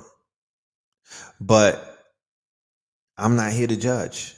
In his case, I'm not here to judge. I've had judgments against him, but I was able to watch it from a place where I was able to remove judgment. I was like, I'm gonna get this nigga a shot. I want to see what he's made of. Okay. I want to see what makes him a genius. So the first part is broken down in 3 parts. The director behind it, his name is Coodie, right? Coodie. I know Coodie and I know Chike. I met them in 2004 in Miami because they were the directors of the artist that I was working with, Pitbull, right? He was doing a song called Damn It Man. And these were the directors. So I had the privilege of meeting Coodie and Chike early in their career. And that's when Kanye just came out with his album and whatnot. And I was familiar with the quote unquote Jesus. No, I was familiar with Through the Wire video that they were the directors on. So we got to talk about this artist, this inspirational artist from Chicago. And these brothers also are from Chicago. Shout out to the brothers and sisters in Chicago. We're going to talk about Chicago in a minute, but let me finish. And I already saw the genius in both of them, in Coodie and Chike. I saw the genius in Jay Ivy when I met him. I already knew that these brothers from Chicago was cold. You know how they say cold? These brothers are some cold brothers, very talented, very driven and whatnot. If it were not for them putting the camera on Kanye, there was a lot that we may not have never saw. There was a lot that we may not have ever discovered because They show you in the documentary that there are phases of Kanye. This is a Gemini. There have been phases of Kanye. He was who he, the person that he was is no longer who he is. So if you are not able to see that person, if you were not able to meet that person through the lens of a camera, if you were not able to be a voyeur in his quote unquote in his journey and whatnot, then you'll only know the Kanye that may be presented to you through the media, through his outbreaks or his outburst, through his meltdowns, the type, the iteration of Kanye, whatever iteration they may be. Some people even, they're able to measure Kanye by his albums. They're like, yo, that's Twisted Fantasy Kanye, or that's Life of Pablo Kanye, that's Late Registration Kanye, that's Graduation Kanye, because this nigga shifts every album, right? He changes up every album. He adds on a part of his ego, or he kills a part of his ego in every single album and whatnot. Well, what part one showed was the power. They broke it down in 3 parts. I think I don't quote me on this because I don't have the documentary right in front of me, but I think the first part was dealing with belief. If anybody in the audience could give me the if y'all know what it was, what the 3 parts were broken down into, let me know. Okay. A lot of goddess just posted a link if you want to go see it. I'm sure some of y'all, oh, this is Netflix. I thought she was putting up the Bang Dooley site. You know what I mean? If you got the Bang Dooley site, if y'all don't got Netflix, because I know they went up to $10 and whatnot, and y'all got to put that extra metal in precious metals. Y'all put that extra money in precious metals. Yeah, we'll get the, you know what I'm saying? We'll get the pirated website, because Kuda and Chiki already got their money. I heard they got 30 million for that shit. Hello. To this day. To 30 million. I'm about to start filming some niggas. Who's about to pop? I'm about to get my camera and walk around and film them for a few years. 30 million? That's a good bag. But anyway, the first episode gave you an insight look into a young man. Okay, thank you, Darlene. Thank you, little goddess. Vision. Act 1 is vision, right? Act 2 is purpose. And Act 3 is an awakening, right? So for the visionaries out there, for anybody that's out there that has a vision, I'm speaking to 300, maybe 400 people. Everybody don't have vision. I wish I could speak to y'all individually and I could just walk up to you individually, but unfortunately I'm on camera, so I'm speaking to a whole audience and whatnot. But can you relate to what I mean by vision, right? Those of us who can relate, right? There's been times in our lives in the middle of a dream state, right? We may have been theta mode and whatnot. We may have been in the thresholds of dream state and waking state. And we had these visuals of visualization that was so clear that it wasn't a dream because we felt like it was real. We could touch it and taste it, right? There's some of us that meditate. There's some of us that sun gaze. There's some of us that could blow some Zaza and have a straight vision and whatnot. And we could see ourselves in the future. We could see ourselves on a stage in front of millions upon millions of people. Some of us don't want that. Some of us are quote unquote introverted. So shit like that gets us kind of, we jump up in cold sweats and whatnot. We don't want to be on, we scared of heights. We don't want to be that high up in the sky. We don't want to be in front of all of those people. That shit terrifies us. Well, you may be just part of the team. Everybody is not for the stage. And that's what part 1 showed you as well. This man had a team around him. This man had a team around him. This man had a group of people. He had a group of creatives around him from his hometown. These niggas was moving like a force. Shout out to Jay Ivy. Shout out to Kudi and Chike. Shout out to John Legend. You know what I mean? Shout out to the other brother who had the afro. I think his name was Old School or something. You know what I mean? By part 3, this nigga was gray and bald. You know what I mean? Kanye didn't put him through the ropes. Shout out to everybody who was responsible for helping this man's vision turn into reality, because he did not do it by himself. You can't do everything by yourself. And they keep telling us that we can accomplish monumental things by ourselves, and that's a fucking lie. Okay? Teamwork makes the dream work. Don't ever, and I'm glad that they put that documentary out, because he will have to, because he got on Drink Champs and he's stunning on Jay Ivory, and I know Jay Ivory, and that shit bothered me. And he's stunning on a few people. He's stunning on Talib Kweli. And when you see the documentary, he needs to apologize to Talib Kweli, because that nigga believed in him when nobody else did. He's stunning on Rhymefest, and you could see that Rhymefest was in his corner. He stunned on a lot of people that will be considered his day ones. But when I seen the documentary, I'm like, this nigga's a goofy, because he needs to cut a check to these niggas, because they were mainly responsible for pushing him when nobody believed in him. There was no Rockefeller deal. He was not even wearing a fucking chain. This is before the accident. You know what I'm talking about? He wasn't even wearing no designer. This nigga was wearing Beverly Hills polo, if anything. You know what I'm talking about? He was wearing polo out of Goodwill's. That ain't Ralph, though. Hold on. Take a few steps back to go. You ain't got the answers, No, man. you ain't got the You polo. ain't got the answers. You ain't got no polo. You ain't had no Ralph on. Stop playing. You niggas is acting crazy. But anyway, the people that believe in you from the beginning, the brother Kuti, he dropped everything. He was a comedian, stand-up comedian. He dropped everything to follow this man with the camera, because he believed it in him. He seen something. He saw a vision, right? But the reason why he was able to see that vision is because Kanye was the ultimate holder of his vision, right? And that vision that he was able to hold on to with a gorilla grip was provided to him by none other than his Umi, Donda.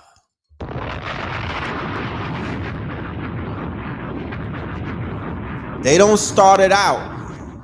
They don't start it out with Donda. They bring Donda in somewhat in the middle of it, right?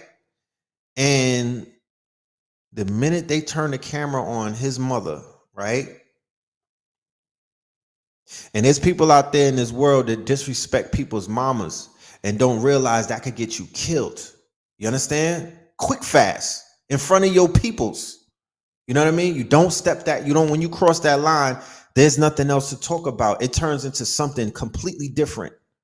But anyway, Donda, when they put the camera on Donda, and when she starts talking, and when she starts talking to her son, and you just see, it's not even like she was saying a lot at first. There was just a connection. There was a happiness in her. And of course, it weighs heavy on your heart, because you know that she's not here anymore. Versus that if she was alive, you would be like, okay, Don, all right, that, you know what I mean? But the fact that she's not here, that shit right there hit me like a ton of bricks. You know what I'm saying? It helped me. It helped my judgment of him. It helped the way that I see this man. It helped the way that I basically put him on the scales and whatnot. It gave him a pass in my mind, because I was like,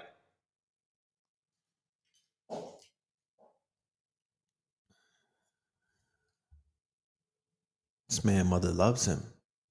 She knew his rhymes, my nigga. My mama don't know my rhymes. And there's nothing against mama. She don't know my rhymes.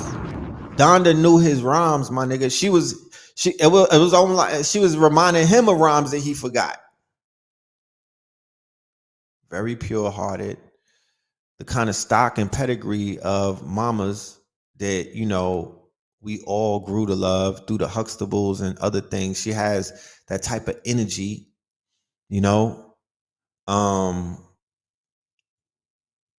believed in her son, was giving him wisdom and jewels and whatnot, was his biggest cheerleader and became his business manager, right?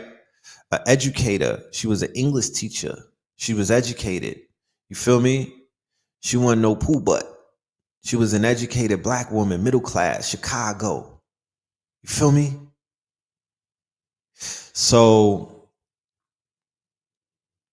The first part is about people stunting on him.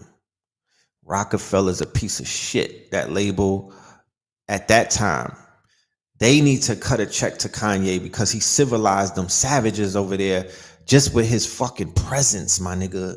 You know what I mean? That was a crack dealing, drug dealing, gangster rap, pants low, knuckle dragging label. And they were proud to be in that frequency for many, many, many, many years. No offense to anybody over there. It is what it is. Right? He was almost too good for that label. I wish that they would have took his ass at Raucous Records, and them niggas would still be alive to this day. Wait. To this day. To this day. I'm not here to shame nobody's mama. I'm not here to compare Donda against nobody's mama. Everybody's mama, you know, don't do that. Don't go to your mama's kitchen and whatnot and be like, oh, you don't really love me because you don't know my rhymes. She'll be like, yes, I do. Drop down, get it low. You know what I'm saying? Sell like cat on the go. Like, she know your rhymes. Don't act like she don't. Them shit's nursery rhymes. It's easy to remember. To this day. To this day.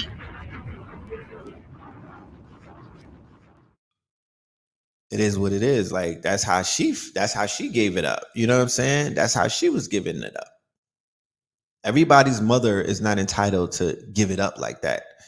They just showed you, you know, because he's an exceptional human being outside and whatnot, the way that he moves, people couldn't understand why he moved the way he moved. Why do he believe in himself like that? Why do they call him arrogant and whatnot? Why do he have so much self-confidence?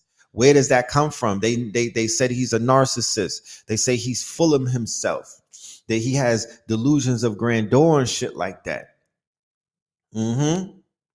But that's not what I saw in totality. What I saw was a man who believed in himself, and he self-actualized Kanye West from being a producer to being one of the best dressed rappers in the game. He spoke it into existence. He was able to basically go amongst people who did not believe in him. But when they tell you and us, when we walk in this world and whatnot, they say what? This whole thing is about self-mastery. This whole thing is about building up the motherfucking individual. This thing is about knowing yourself. This thing is about knowing who the fuck you are, no matter what anybody says. If you know who you are, how could anybody tell you how? How could anybody tell you different? You ain't got the answers. Niggas didn't raise me. You didn't breastfeed me.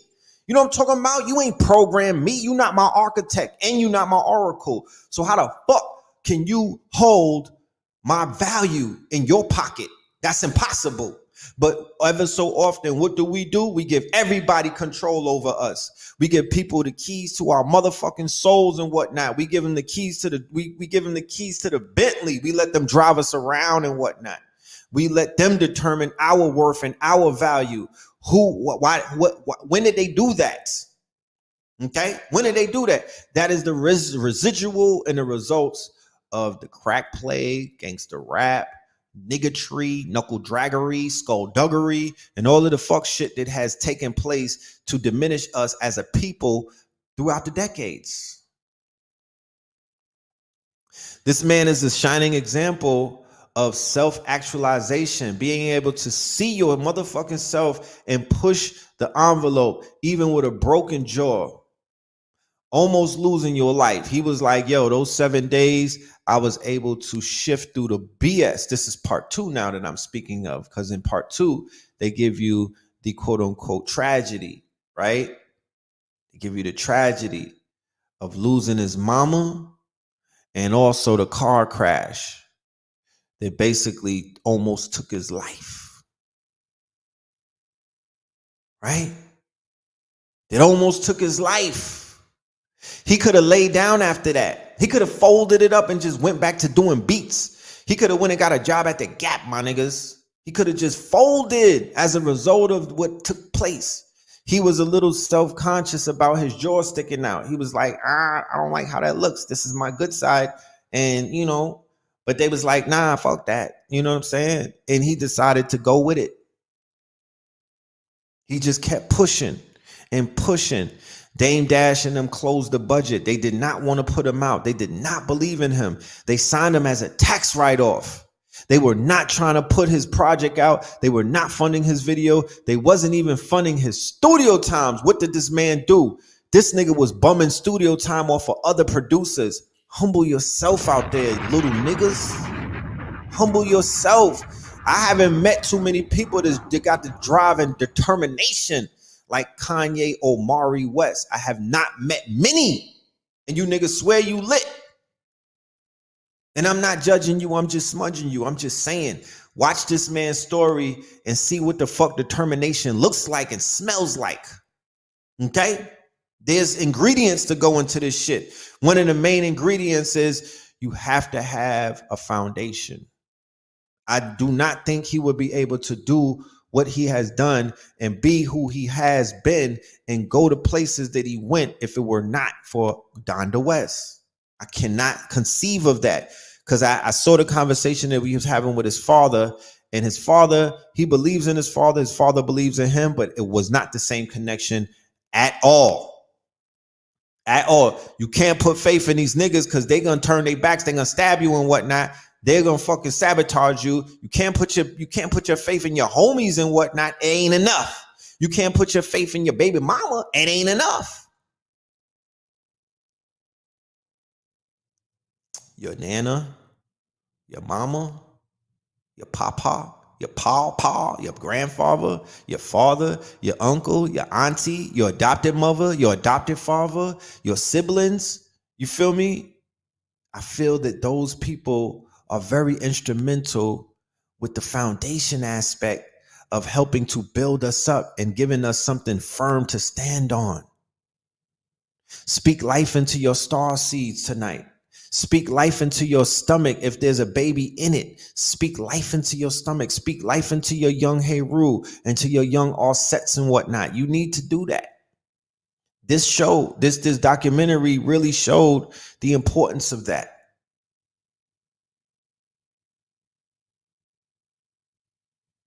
She carried him 9 months. Of course, the bond cannot be compared. That's right, Cajun Witchery. You dead ass. Because, I mean, I got 3 children, and I already know I'm the help. You know what I'm talking about? I'm the help. It is what it is. Like, I'm the motherfucking help.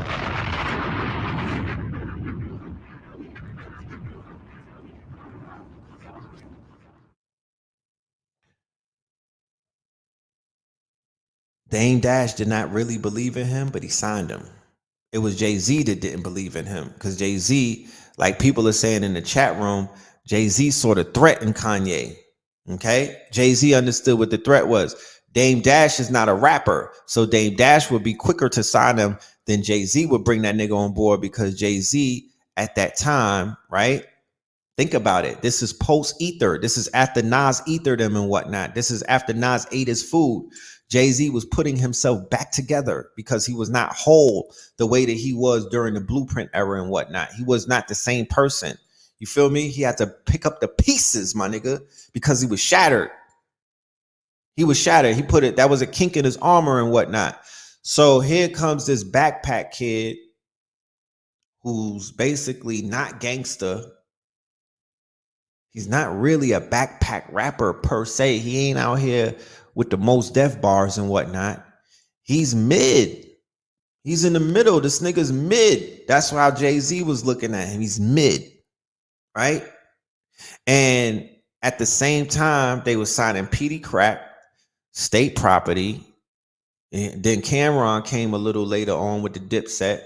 You know, they were signing all of the drug dealers. They signed Nori. They signed ODB when he came home. Remember Rockefeller before the ship sunk and whatnot? This shit was the Goodwill label. It was a gangster Goodwill label. You know what I'm talking about? It's where gangsters go to die. It was a gangster graveyard. It was a gangster rap graveyard. That's what Rockefeller was. You feel me? And Kanye basically, it's the dirty glass and the clean glass thing. It's the dirty glass and the clean glass. He don't gotta say nothing about nothing.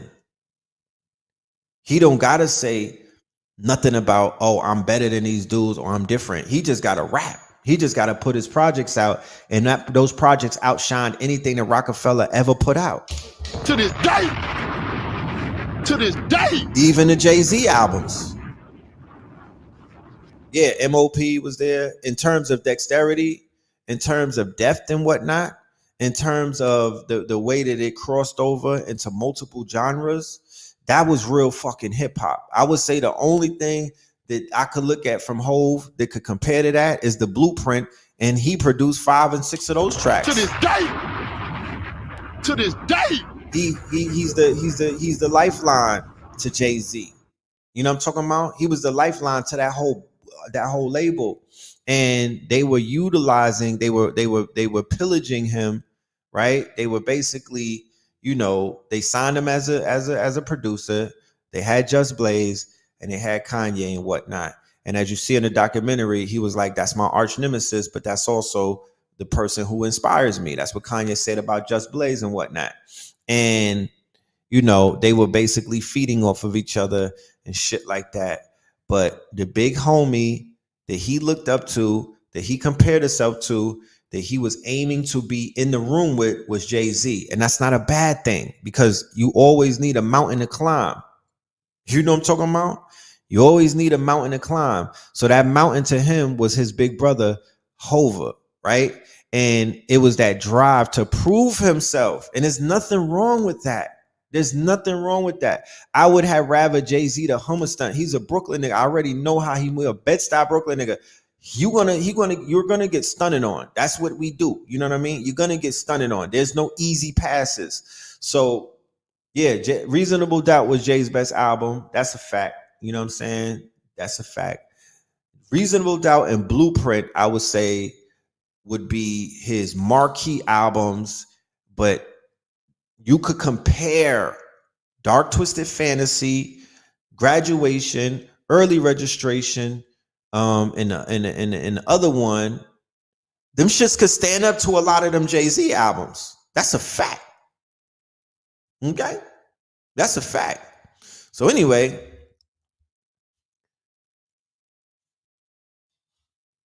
by Hov stunting on him and not feeling him like that helped that nigga get hungry, and he helped step his bars up, and he had to prove himself to the big brother, because that's what big brothers do. Okay? My younger brother, KT, the arts degree, he used to come to us with his drawing and whatnot. Yo, look what I drew. Look what I drew. Because we, you know, me and Blue Pill, we older than him. So we initially were like some of the first artists in the family. And, you know, he would want to show us his artwork, you know what I mean? Like a little brother does. And, you know, we had to get on big brother mode and be like, it's mid, bro. That's okay. You know what I'm saying? And he had to go back to the drawing board.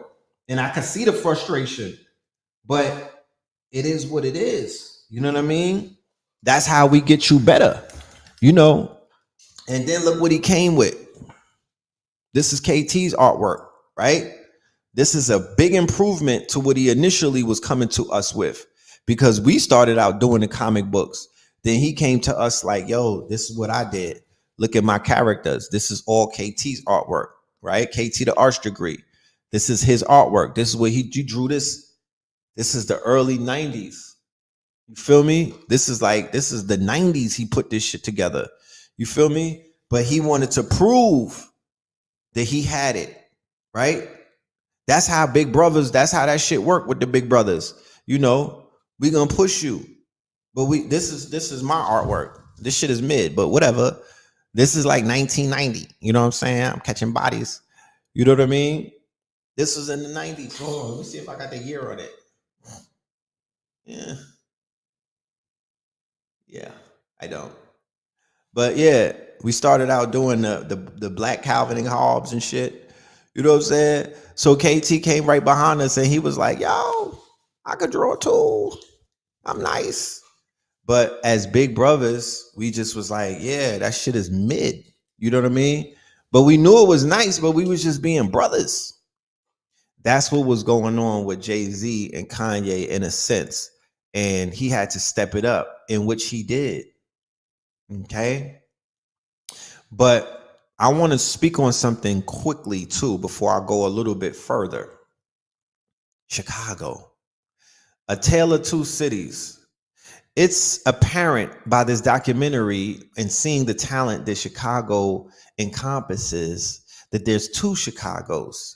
And unfortunately, as a result of quote unquote social media and multi-billion dollar or multi-million dollar deals from the record labels, they successfully phased out one side of Chicago, and they've only been feeding us one other side of Chicago ever since. Okay. So the Chicago that I'm impressed with, and the Chicago that I'm drawn to, and the Chicago that I feel should be highlighted more is the Chicago that produced the Lupe fiasco, the Chicago that produced the Common, the Chicago that produced the Rhyme Fest, the Chicago that produced the motherfucking Kanye, the Chicago that produced the No ID, the Chicago that produced the Cootie and the JIV. That's Chicago.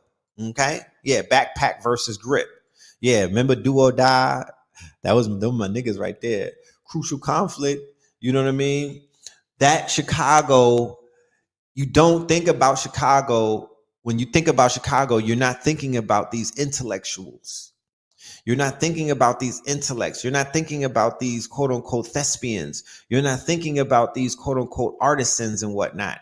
But why the fuck is that not being highlighted? Because that's the cream of the crop of Chicago. That reminds me of what Jeff Fort and them was putting in that work. That reminds me of what quote unquote the Nation of Islam and all of that. That reminds me of what Larry Hoover was striving with growth and development when they were being social and whatnot. That reminds me of the Windy City, right? Not the fucking drill, not 8-year-olds killing each other, yummy in them, not that part.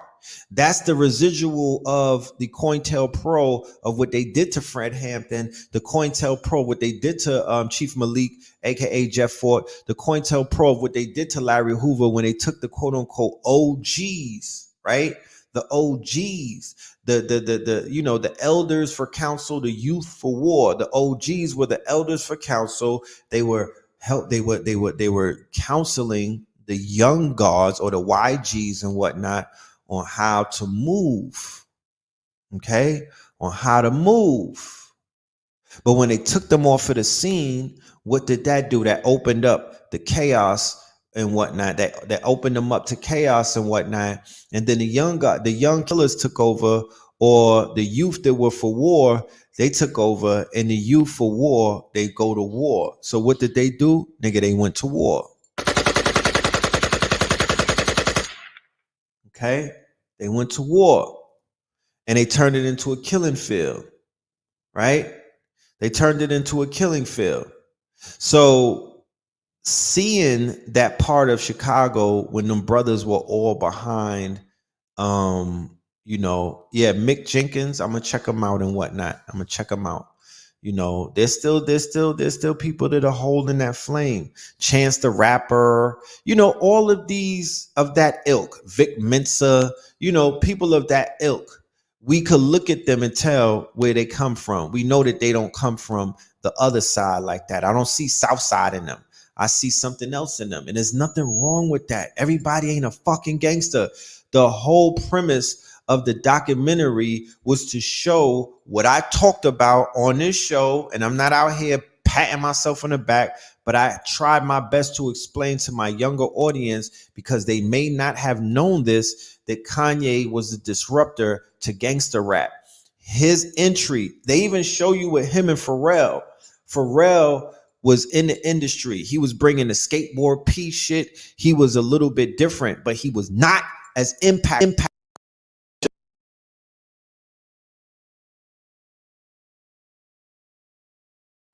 He was not as impactful on the culture as a Kanye West. You think he was? Skateboard P had a lot of, he broke some barriers, okay? He broke some barriers. He brought in a trucker hat. He helped the uncool kids feel like that they were cool. He helped the blurs. He had a whole group called Nerd, right? So he helped to bring that into fashion. He opened the door. Ye came and kicked that shit down. Give me a minute. Let me check my audio. Yeah, they games with me. They out here bomba clot. You know what I'm saying? Rotted. I don't know what's wrong with these people on YouTube. But anyway, we back. So going back to what I was saying, in case I wasn't heard correctly, Skateboard P, right? They show you in a documentary when him and Kanye link up and he heard Kanye rhymes for the first time and that shit blew him away. He did give Kanye somewhat of the blueprint, but as you can see in the documentary, if you watch it, that nigga came in, he already had the blueprint. He already had the blueprint. He blew Pharrell's mind away with the bars and some other things and whatnot. Pharrell didn't know that he could rap like that. So when Kanye came in with the pink polo, he was mixing streetwear and designer, right? Arguably, his rhymes are 100 times, not 100, 65 times better than Pharrell's, right? In terms of, remember, he's a storyteller. You saw how he was putting them songs together. His sampling as a producer, his sampling, he brought in the sped up samples and whatnot. Pharrell was not on that. Let's talk about it. To this day. He had his own sound. To this day. The Neptune sound is undeniable. Nothing, I can't take nothing away from them good brothers and whatnot. But Kanye came in with his own sound, sped up samples, the soulful shit. It was a Chicago sound. It was a Chicago sound. Yes, he told him to keep that hunger. He did tell him that. He did tell him to keep that hunger. Somebody said Pharrell wore a dress. But Kanye was the disruptor because he was signed to Rockefeller, and Rockefeller was the premier label, not just for gangster rap, but for crack rap. It's that crack music, nigga. For crack rap. He made them niggas change clothes. Facts. There's no more Beanie Siegel and State Property and all of them niggas because Kanye brought to that. this day. I'm telling you, bro. That disruption. That disruption. When you're a disruptor, you kill cycles, right? As a disruptor, your frequency phases out other frequencies. I don't care if you sign to a label. I don't care if you sign to a team. It don't matter. A disruptor is a disruptor. He disrupted that whole fucking label, and he's the death of Rockefeller. To this day. And then to this day, when Jay-Z went and started Rock Nation, who did he bring with him? I'll wait. He brought Kanye and Rihanna with him, superstars, and he rebranded them. He rebranded them as superstars. They're no longer artists. I'm taking two with me. You can. He told Dame, you can have all of these bums. I'm taking the superstars with me, nigga. What you talking about? To this day. That's what happened. To this day. And they came out with a song, "Run This City," nigga, and they've been running shit ever since. Why didn't good music last? Bad contracts. You see in the show, they show you in the documentary, this nigga was signing contracts with no lawyer around. Just a white chick, a Becky with blonde hair. He was gassed. He was signing the contract. I ain't see no lawyers. So he not good with the paperwork. He not good with, he told you that already. He not good with the paperwork. He signed his life away. This nigga was hungry. Yeah, run this town. We gonna run this town tonight. Yeah. That shit was lit. That was lit. That was a statement. Diamonds are forever and ever and ever. Diamonds are forever. Right? What was Diamonds Are Forever? That was his Dear fucking John letter to Dame Dash. Damn. Like, I'm not going with you. I'm not going with you. I'm going with the big homie. And then what did they do? Watch the Throne. Come on now. To this day. To this day. Him and Riri, right? All three of them is billionaires right now, right? And Dame Dash is making country music. No judgment. I'm just putting the score up there. I'm just putting the score up there. You know what I'm talking about? Diamonds are forever and ever and ever. I'm just putting the score up there. All three of them. Shout out to Black Magic in the building. All three of them is Billy Goats. How did that happen, Sway? Right? And Dame Dash is doing country music. To this day. That part. To this day. That part, niggas. Becky'd out.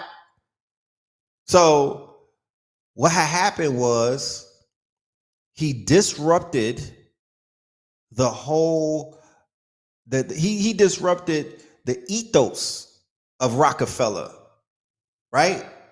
They didn't sign anybody that sounded like him afterwards. They didn't sign anybody that sounded like him afterwards. He was that premier sound. And nobody has come out ever since a Kanye, in my humble opinion, and been a disruptor the way that he was.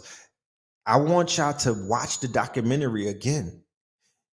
If you lived back in those times, right? Look at the label. Look at Rockefeller. Look at him backstage with all of these gangster rappers and whatnot. And he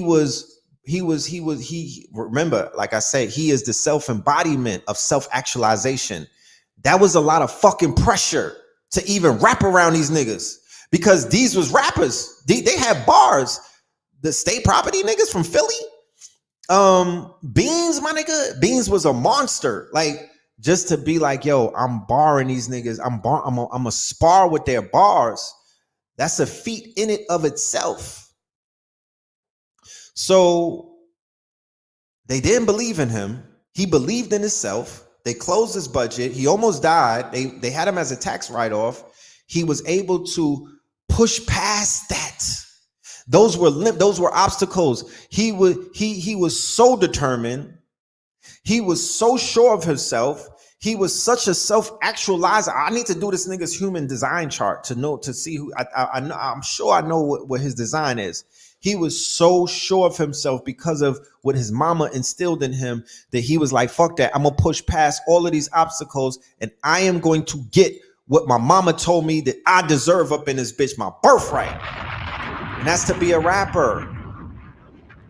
He was in 1990 with the Little Gumby and whatnot. He was rapping.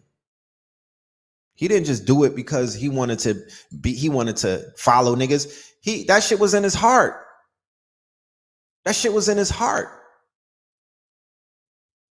And nowadays, you could just upload a song to SoundCloud. You could just upload a song to YouTube. You could just upload a song to your Instagram. Oh shit, I didn't know Red Pill raps. You could just become a rapper if you wake up and feel like it. You could get some good Becky and whatnot and be like, yo, I got bars. I'm going to go start rapping and shit. You know what I mean? You could just be inspired and just be a rapper out of nowhere. That was not the case back then. Okay? The bar was wild high. You would not embarrass yourself and try to be a fucking rapper if you wasn't a rapper. You know what I mean? These little, it's a different game now. This shit is so underrated that it's hard to even tell a story because motherfuckers do not understand the importance of getting a record deal and putting on a rock chain back then. That was a whole vibe. Nigga, we made it. Like, that was a feat, my niggas. That was a feat. So when he did that, right? When he had did that, he made the whole Chicago either mad at him or they was like, oh shit, we on. And what did you see? You saw the middle class intellectuals, right? Because that's who the fuck they are. They come from good backgrounds. These are thespians. These are real artisans. Rhyme Fest, Common, Most Def, J Ivy. These ain't some fucking poo butt niggas. You know what I mean? These people come from something. What did they do? They got behind this nigga. You don't see that anymore. You don't see people coming together to help push somebody to become a megastar. You don't see that anymore. You don't see people rolling like that. Niggas from one city do not gang up in another city and get behind one artist and be like, my nigga, we gonna be all in your bedroom with writing sessions. We gonna be all in your crib listening to you rant and rave about how fucking great you are while you figuring out your greatness. Nowadays, you got, I mean, you'll see it with you'll see it with some of the brothers out of Chicago, OTF 300 and everything. But you know, this shit is a blood oath that they taking. They out here killing shit. It's a little bit different. Everybody want to be the man. Nobody is patient. All of them niggas is on right now. John Legend blew up. Jay Ivy blew up. Chika and Cootie got 30 million from Netflix for this shit. They on. They good. Jay Ivy just got nominated. He's Grammy nominated and all that. Him and his wife is lit. Ron Fest is good. These niggas is on. John Monopoly, his manager, all of them things, all of them people behind the scenes, right? They good. Don C, John Monopoly. They was able to bring Lupe on. They was able to bring other people from Chicago on because they got behind one person and they believed in this nigga and they did not interject all of that fuck shit that these niggas be rolling with these days. And that's why you seen them winning. GLC and what he should do, not telling nobody what they should do. Fuck that. But what I would do if I were Ye is I would highlight these day ones. Because as you can see, they're very instrumental to who he was. And when he got on, he stunning on these niggas. And that happens. You know? And then he had his fall, and then he had to come back to his mans in them. Because you see in 2020, after he gets out of the psychiatric hospital and shit is, you know, Rhymefest is right there again. Common is back. He brings Cootie back. He has Cootie filming him again. You know, teamwork makes the dream work. I wish that they would. I wish niggas get that shit tatted on their foreheads and whatnot, because teamwork makes the dream work. When are we ever going to get a platinum album out of the conscious community or whatever you call this shit these days? Because I was watching Panic last night. He made some good fucking points. This is not a community. It never was and it never will be. You know what I'm talking about? We should leave that title in the motherfucking gutter where it belongs. This is not a community. It don't function like a community, and it will never function like a community. This is a group of individuals with some pretty ass names and whatnot and some big ass fucking egos and characters. That's what this is. That's what it is. And it has the fucking potential to be crabs in a barrel sometimes.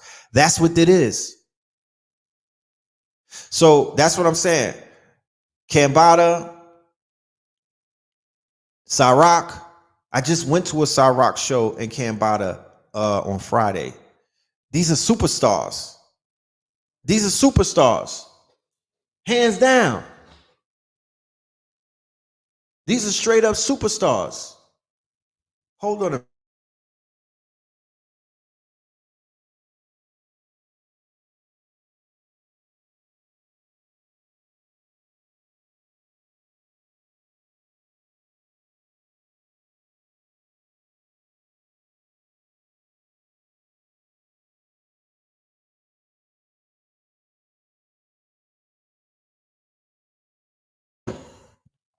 These are superstars and they ready. Everybody's not ready. Everybody don't have that stage show. Everybody does not remember their lyrics. You know what I'm talking about? It's a lot of factors that go into superstardom.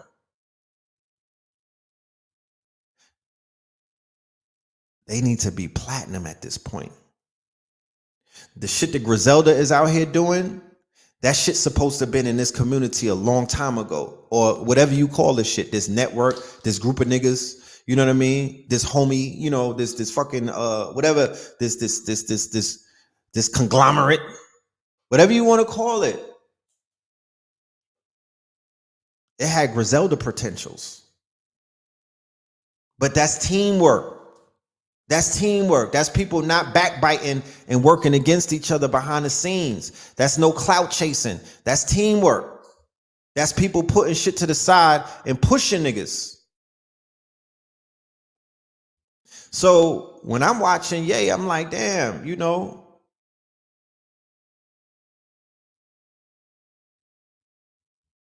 I see a formula. I see the formula. The formula is the teamwork. You need a powerful team. But the main player who's running the ball and scoring, those main players, they need to be on LeBron status as well. Like Kanye, he couldn't carry that brand if he wasn't built for that. He showed and proved, look, I'm built for this. Nobody is going to I'm not shrinking myself in front of none of these niggas. I'm going to put me on that stage, give me a backpack, put that chain around my neck, and I am going to show up. That's what he did. That's what he did. There's a lesson in that documentary. There's multiple lessons to be learned. That is what he did. He showed up and he showed his ass and whatnot. And as a result of that, he is an immortalized legend. Like Blue and Keebalon wrote in their book, this nigga's a constellation. Little Bear. Nigga's different. He different. He different. He's a real life billionaire. He became a billionaire while taking medication. He became a billionaire by taking medication. You know what I mean? He was on medication, dealing with bipolarism, and was able to run up a few billies while he was married to the cave Becky. You know what I mean? With the graveyard box. That's defeating the odds. His father-in-law is wearing stilettos, my nigga. His father-in-law is wearing stilettos. You understand? All of the in-laws is like the Addams family. They all got wild issues. And he was able to dodge all of that and run up a Billy. Shit different. The loss of his mother, understandably, drove this man into a place where empathy and compassion, you know, is needed. It's needed. You feel me? It's needed. You know? I can imagine. And you saw it in living color, even through the relationship between Kude and him. He treated my dude like the worst. That shit bothered me. Because I've been around people that acted like that. I remember when Pitbull started acting Hollywood. You feel me? That shit bothered me. Firing all of his staff that was black, all of his black staff, all of the managers that was melanated because he got around the Walla Wallas. I remember that. Managers start getting in your ear. Other people, the labels start getting in your ear. A lot of fuck shit take place. He was treating that man horribly for years. And Cootie had to eat shit. How somebody who was inside of your mama. And I feel that the reason why he was being standoffish to him is because Kude reminded him of Donda, because him and Donda were real close. He was capturing footage with his moms and whatnot. And when he saw him, it kind of like brought that pain back. Maybe even with a lot of his day ones from Chicago, just being around them reminded him too much of Donda. So he put himself around these strangers and he put himself around people who did not remind him of Chicago, where he could basically create this new persona and his new life. and kind of like disregard his past until he realized that that's not how you do it. That is not how you heal. You're basically suppressing the pain. You feel me? And that's not the way to do it, Kanye. You know what I mean? That's not the way to do it, because you, at the end of the day, you're still hurting people because you're hurting. I feel that the birth of his child, his daughter, Northwest, right? And then the birth of those children is something that was able to anchor him into a place where he was able to feel something again, based off of the fact that he was completely numbed out from the pain, the disbelief, the shock, and the awe of losing one of his best friends, right? Yes. And he might not have, right? I'm sure that he did not really get to the shadow work. And you know, and we see where that got him.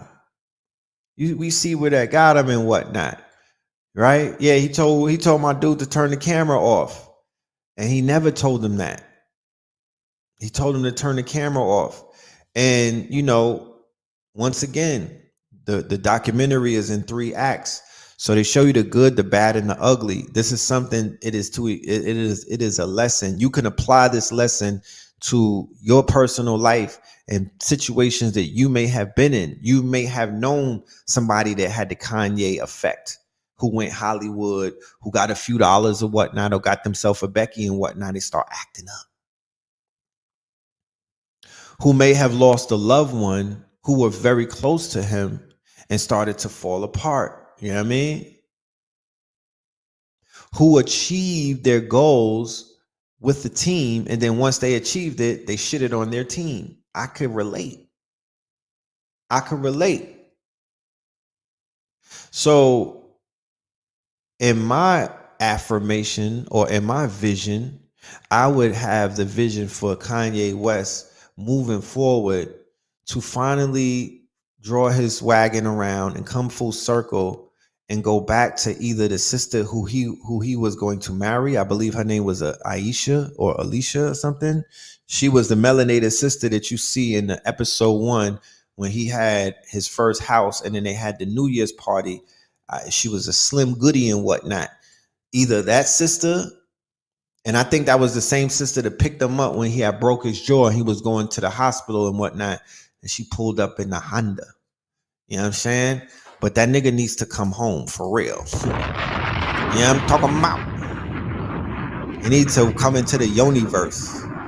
He need one of these goddesses to work on him. You know what I'm talking about? He might need about 2 or 3 because he got some funds. He got a few bags, right? Okay. To this day. He could afford polygamy. To this day. The nigga got land too. He got some acres. He could put y'all up on some Wyoming. He could put y'all up in Wyoming and build you a hut. You know what I'm saying? Some thermal waters and shit. Like, he could afford it. He might need a fuel use. You know? But he needs to come home, because there's nothing else out there left for him. If he fuck around and try to get something from the Ukraine or whatnot, if he get one of those, you know how for order brides, the www.brides and whatnot, that's not gonna work for you, Kanye. Like,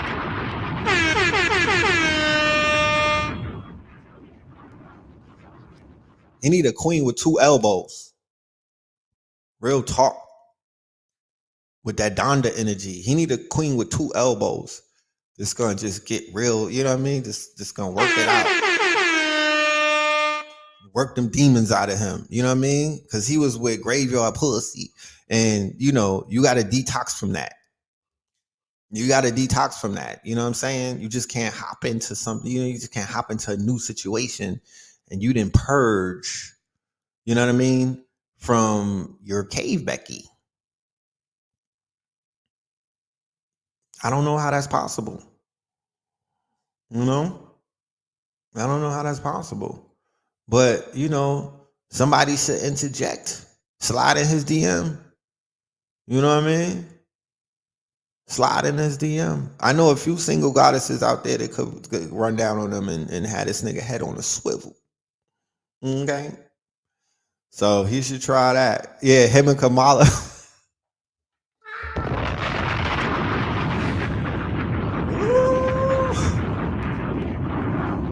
He said go to the Usha village after that.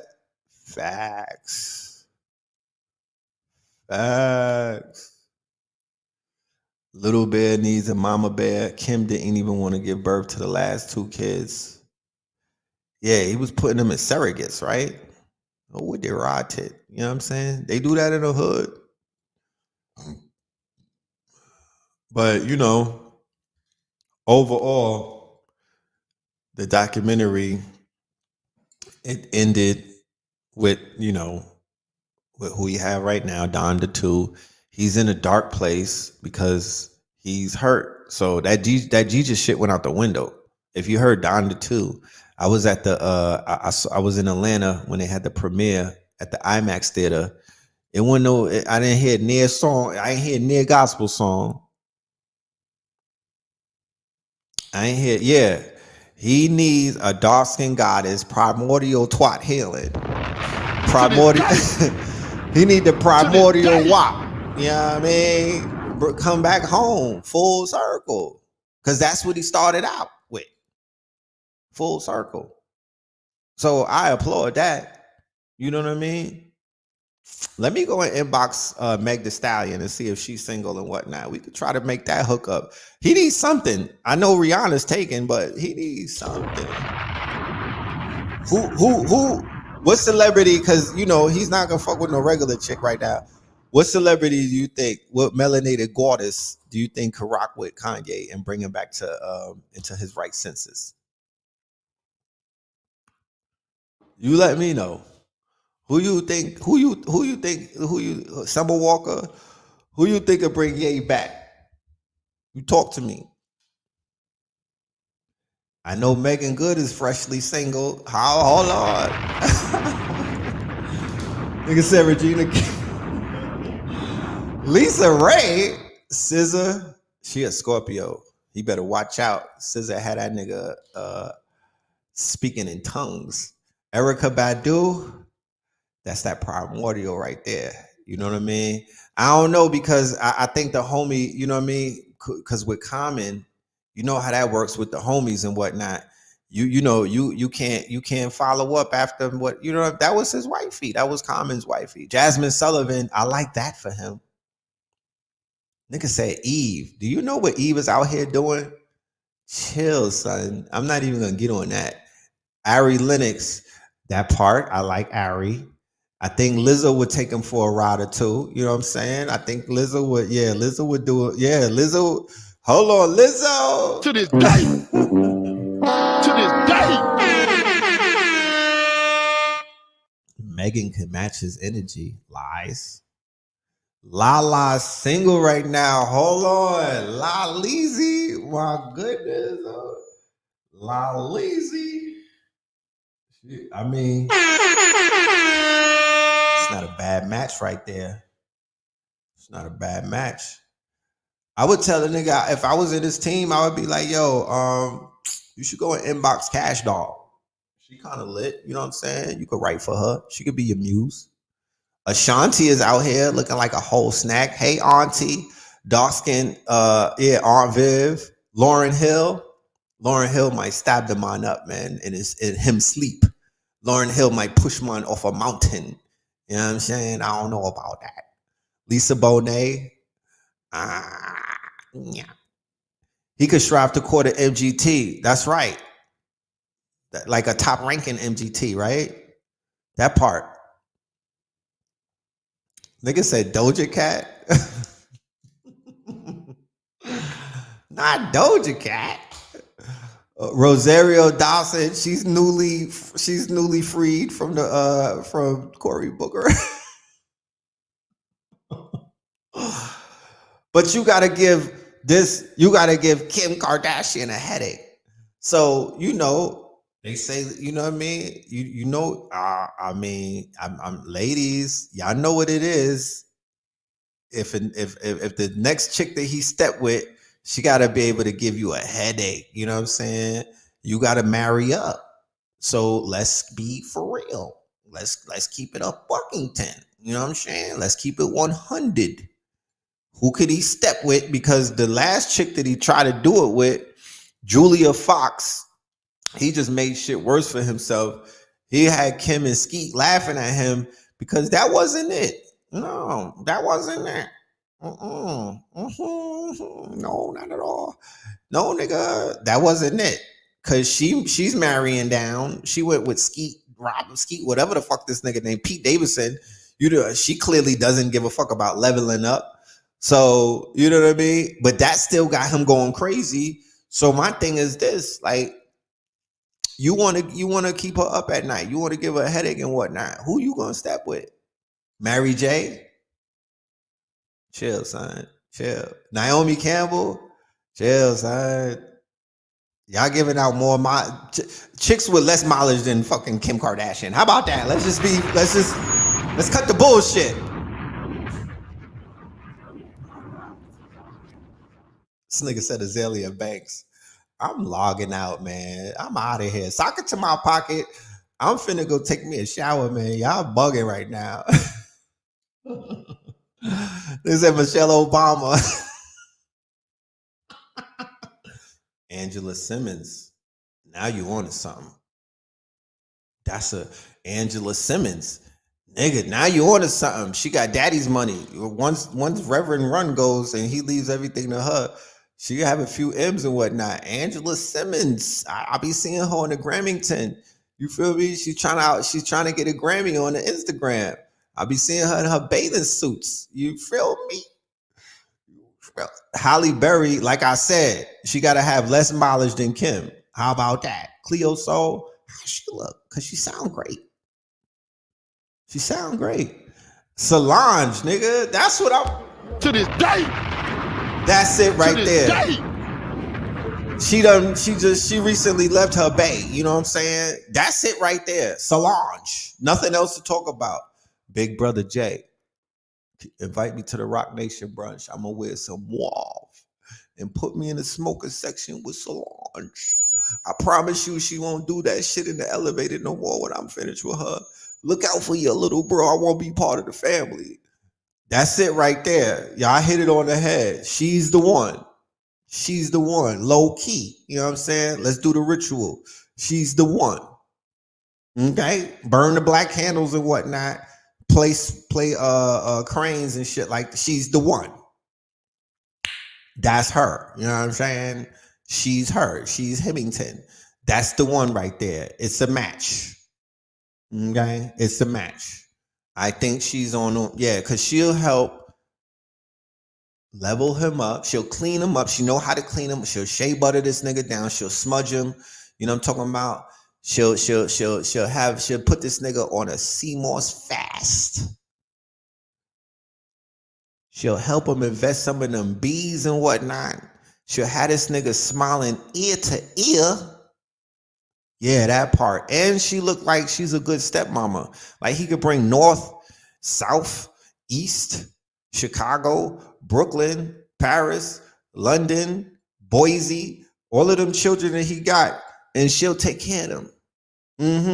Because she got a seed herself. She looks like a good stepmama. I think that's working. And he could make beats for her. Because she need a better beat selection sometimes. That part. Yeah, I think that'll work. They just can't live together. They could see each other like twice a week. They can't live together. That won't work. But Solange is the one. I think I see it. Yeah, and she don't be on the gram. The only time she had thirst trapped is she put on a sundress. She's not all into the crazy shit. She helped civilize her sister. Where you think Beyonce got all of that shit from? Solange. But she want to be spiritual. She want to talk about Goldwater. She doing yoga. She putting on African face paint and she Oshun channeling. Where you think she got that from? She got that from her sister. Will Jay-Z allow that? He got to talk to him. This is what that, if I'm running around calling you big brother all my life, nigga, we got to talk, bro. Look out for me. I need this. I think Jay was like, you know, remember Solange flipped on him. So he already got, he's like, I'm going to pay her back one day. This is the payback. This is the payback. Set her up with crazy ass Kanye. Real talk. Because you know she going to get that work. Yeah, somebody say they see a lot of senior citizens being requested. You niggas is throwing golden age names. Oh, hook him up with Angela Bassett. No, nigga. We not doing that. We not doing that. You niggas is wildin'. Yeah, I think Viola Davis, she'd be a good match for him. Man, what are you doing? What are we doing? Mary J is hot as hell. She's hot. I don't even watch Power. I seen her at the fucking the halftime show with the mirror boots and whatnot. She's a, you know. But she would stab Kanye. I don't want this nigga to get stabbed up. You know what I'm saying? She still got the razor under her tongue, niggas. Like, don't do that. You know what I'm talking about? Shout out to Jefferson in the building. She still got the razor under her tongue. She's slightly gangster. We're not gonna bother motherfucking Mary J and her. You know what I mean? She's out here sipping on goddess wine. You know what I mean? She need a nigga like Kevin Samuels on her side. She's a little seasoned out here. You know what I'm talking about? She was fucking with JC from Casey and Coke, Casey and JoJo, nigga. She was KC shorty, like To this day. that's back in the days with Total, nigga. That's back in the days with Total. What are you talking about? Like, that's auntie. That's big auntie right there. That's big auntie energy. Don't do that. But yeah, she needs that. You know what I'm saying? He needs a sister to align with. It's not how you start the race, it's how you finish it, right? He had his fiascos, but who's gonna help him heal? He cannot heal by himself. And I'm not saying it like he's a weak man, because, you know, men are responsible for the affairs of their heart. You got, damn, I didn't even think about that. To this day. To this day. Lizzie motherfucking Jeff. God damn it. Why didn't I think about that? I'm gonna hook my nigga up with Lizzie Jeff. I know his manager. That's it right there. It's either Solange or Lizzie Jeff. If she's up for the work. I think that would be a great fucking mix right there. Lizzie fucking Jeff. Yo, I could see that. She gonna get mad by it if she heard me say that. I could see that though. I could see that. She could put all of that work that she been doing and just work on this nigga. And then the music that they may make out of this world. If he produced the album, she'll get him right. She'll put the glow back in my nigga. You just have him look like a glowworm. She'll give him the glow back. You know what I'm talking about? She will exfoliate this nigga's skin and help him lose some of them extra pounds. He was we was watching it, me and my whiz. This nigga was eating red meat. And she was like, oh my goodness, that's so gross. I'm like, relax. This nigga's a meat eater. He's living in Wyoming on a fucking farm. He's probably eating some shit that he just killed. She'll put his ass on some impossible motherfucking impossible steaks. You know what I mean? Yeah, she'll clean him up. Somebody said that Lizzie deserves peace. Yeah, that's her community service. You know what I'm saying? That's her community service. We all got community. Look, I told somebody this the other day. Niggas be like, yo, Red, this and this and that. They be trying to evaluate my career and they try to measure where I'm at. I'm like, look, nigga, y'all don't understand. I'm still serving community service. Like, everything that I'm doing in this community or in this network or on these platforms, this is community service. I don't get paid for this shit. This is helping to balance my karma. I can't argue with you. This is community service, nigga. Y'all don't know what I was outside doing when I was young. All of this shit is community. I'm just trying to lighten up the motherfucking load before I check out, nigga, because I'm not trying to go where they be sending niggas who be doing crazy shit outside. So that's what that is. Lupita, I don't like Lupita. I seen Lupita in Brooklyn. She was when I say Hollywood, I'm talking about she was highfalutin Hollywood. She ain't even need to do all of that. We was trying to interview her. She was at, how you gonna come to the Dance Africa? Dance Africa. It's a whole festival in Brooklyn where we all out there on some African shit. You know what I mean? We vending everybody. It's a whole festival. She walking through there like, you know what I mean? She don't want to take pictures. She don't want to stop. She just want to act. I'm like, not feeling you, sis. I'm not feeling that. Nah, but that's a, I'm gonna call Lizzie after this and share what I'm sharing with y'all. But that's a fit right there. That's a fit. They could just be on some tantric shit. You know what I'm saying? But my whole thing is this.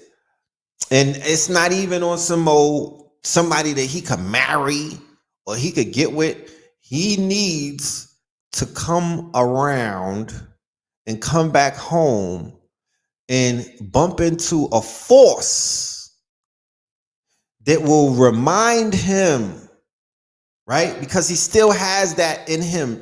It's still in his memory. It's a fresh memory because he had to watch his documentary too. He remembers the power of the Black Mama. He remember Big Mama energy. Stop playing. Stop playing. So what he needs before he can even commit to a sexual relationship or a committed relationship with somebody, he needs healing. He needs healing. And the best person to heal him would be a Black woman's or Black woman. And from that healing, he may fall in love. You know what I mean? Shit like that happens. Or from that healing, he may be able to get more clarity as to who the fuck he is and his worth and what he can attract. And through that healing, it may make him want to say, you know what? I'm admitting the fact that I'm wilding like this because I miss mama, and I'm looking for that strong, beautiful, encouraging, compassionate Black woman in the eyes and in the personage of somebody that looks just like my mama. That's why he said he needs an older woman. These young, I don't know about these young girls. They got, they cooking up shit. They out here massaging and doing things like doing niggas' feet. They on their Reiki. I'm just saying. He might need to go to the red table. I don't think he needs to go nowhere until he heals. I don't think he needs to go anywhere until he gets his healing because he got to cleanse. He don't need to be on camera right now. He don't need to emote because people just want to get if they do that to him, they just want to get ratings. They're going to go for the shock in all moments. They're just using him for ratings. He got to clean up at least a few months off the scene and whatnot. Clean the fuck up, get everything together. You know what I mean? Get it back, get your name back, get your soul back. You know what I'm saying? Get over this Kim shit. You know what I mean? And get off of the meds and shit like that. You feel me? Completely cleanse your system of it. Flush your system of the pharmacopoeia. Yeah, you be good, my nigga. You be good. You know what I mean? You be good. So I'm not gonna go too far. We're like 2 hours and changing and shit like that. Like I said, I got a studio session tonight. I gotta go and get myself together. You know what I mean? And inshallah, we'll be returning on Third Eye Thursdays. But we may do something before that. You know what I mean? Go and sign up to the clubhouse called Netaverse, NETERVERSE. We got some shows coming up on that. We did a powerful show last Thursday called The Birth of the Netaverse. We did it right after. My brother was actually on it while I was on this show on Third Eye Thursdays, and then I hopped over there. But that was a powerful episode. That was our beginning, our initial, our Genesis episode. So we're gonna keep cooking and introducing y'all to the geniuses, right? The name of the documentary of Kanye is Genius. Well, I'm here to let you know that we have geniuses amongst us, right? And individually, they have their superpowers activated. They do different things, but it's not hard and it's not difficult and it's not far-fetched to see the genius in them. And if we nurture the genius and the geniuses amongst us, then we could create multiple doppelgangers of not Kanye that you not the Kanye that you don't like, not the dysfunctional Kanye, but the genius Kanye. I'm talking about the genius Kanye, because keep in mind, if y'all are willing to receive a genius, you should also be willing to receive what comes with that genius. That's a little bit of craziness. That's niggas is drawing outside the line. That's individuals who may be a little eccentric. You feel me? And some people who identify as genius, they have they got shit with them. But I'd rather deal with a genius that got some shit with them than to deal with a fucking retard or a goddamn knuckle dragger who got shit with them but don't got nothing to offer but some negative vibes. Right? So I'm saying all of that to say that I was divinely inspired by the documentary. I'm not going to live vicariously through that man alone, because once again, like I said, in that documentary, there were multiple geniuses. Kude and Chike is a genius. Jay Ivy is a genius. Rhymefest is a genius. There are multiple geniuses amongst us. In our network, we have geniuses. You feel me? Akibulan 44, genius. Blue Pillar, genius. KT the Arch Degree, genius. AA Rashid, genius. And I could go on for days. My good brother that did the human design, genius. Mujin, genius. Lizzie Jeff, genius. I could go on for days. I could keep saying these names. Cyrock, genius. Cambada, genius. Brother Rich, genius. Okay? We got geniuses amongst us. If we nurture our genius and a genius amongst us, if we mine our mind, what the fuck can we create? Think about it. To this day. The wealth is in the people. To this day. The wealth is in the people. The wealth is in the individual. What the fuck you could bring to the table in the forms of intellectual property. Music, art, creations like fashion, design, being a fucking author, writing a book. That's you mining your mind. And you throw that shit out. You throw it up. Ugh. You said, what documentary? Genius. It's on Netflix. Yeah, the whole paradigm shifters, every single one of them, genius. Every single one of the paradigm shifters, Keys, RZA, Ben X, Ajna, Pop Darby, Derek Grace, all of them, genius. You know what I'm talking about? And if I didn't mention your name, I'm not being facetious, my nigga. You a fucking genius. You don't need me to say your name, nigga. You don't need me to say your name. You know who you are. Be comfortable and be confident in your genius. And put it on display. And if nobody believes in you, believe in yourself. That's what that man showed you. If nobody is able to see it at the moment, still keep pushing that P, my nigga. Because it doesn't matter what they see. It only matters what you see. What the Donda says, the giant doesn't see itself in the mirror. What does that mean? That means that sometimes when you look in the mirror, you don't see what everybody sees. And that's okay. You got to step back though. Is there a playback on Clubhouse? Yes. I'm going to put the name of the Clubhouse. It's called Netaverse. Yeah, there's a playback. You got to step back and not just see the genius, but you got to actualize the genius. Ampu, Haas, Dehudi, Sekhmet, all of them, genius. They're part of our Discord. That's the fam right there. That's the team. These are all geniuses. If you were to ever be in one of those private rooms on Discord and you hear how they lay shit down, you will see the genius in each one of them. I'm surrounded by geniuses. And by being surrounded by geniuses, it helps improve my genius. Because I would like to think that I'm a genius.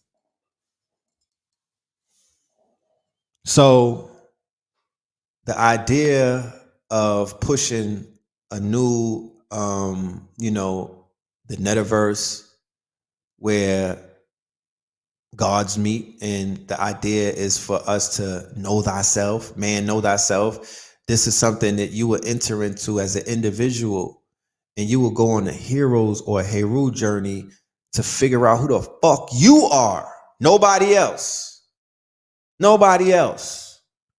You're on a journey to figure out who you are, more about yourself, your human design, your chart, a bunch of things. That's what that will be about. You'll be educated by some of the educators. You'll be able to play to earn. There's a lot of shit that's going to take place in this world. So we're just going to keep pushing, man, and nothing is going to stop us. We're going to keep pushing, and we're going to push aggressively, and we're going to push so much.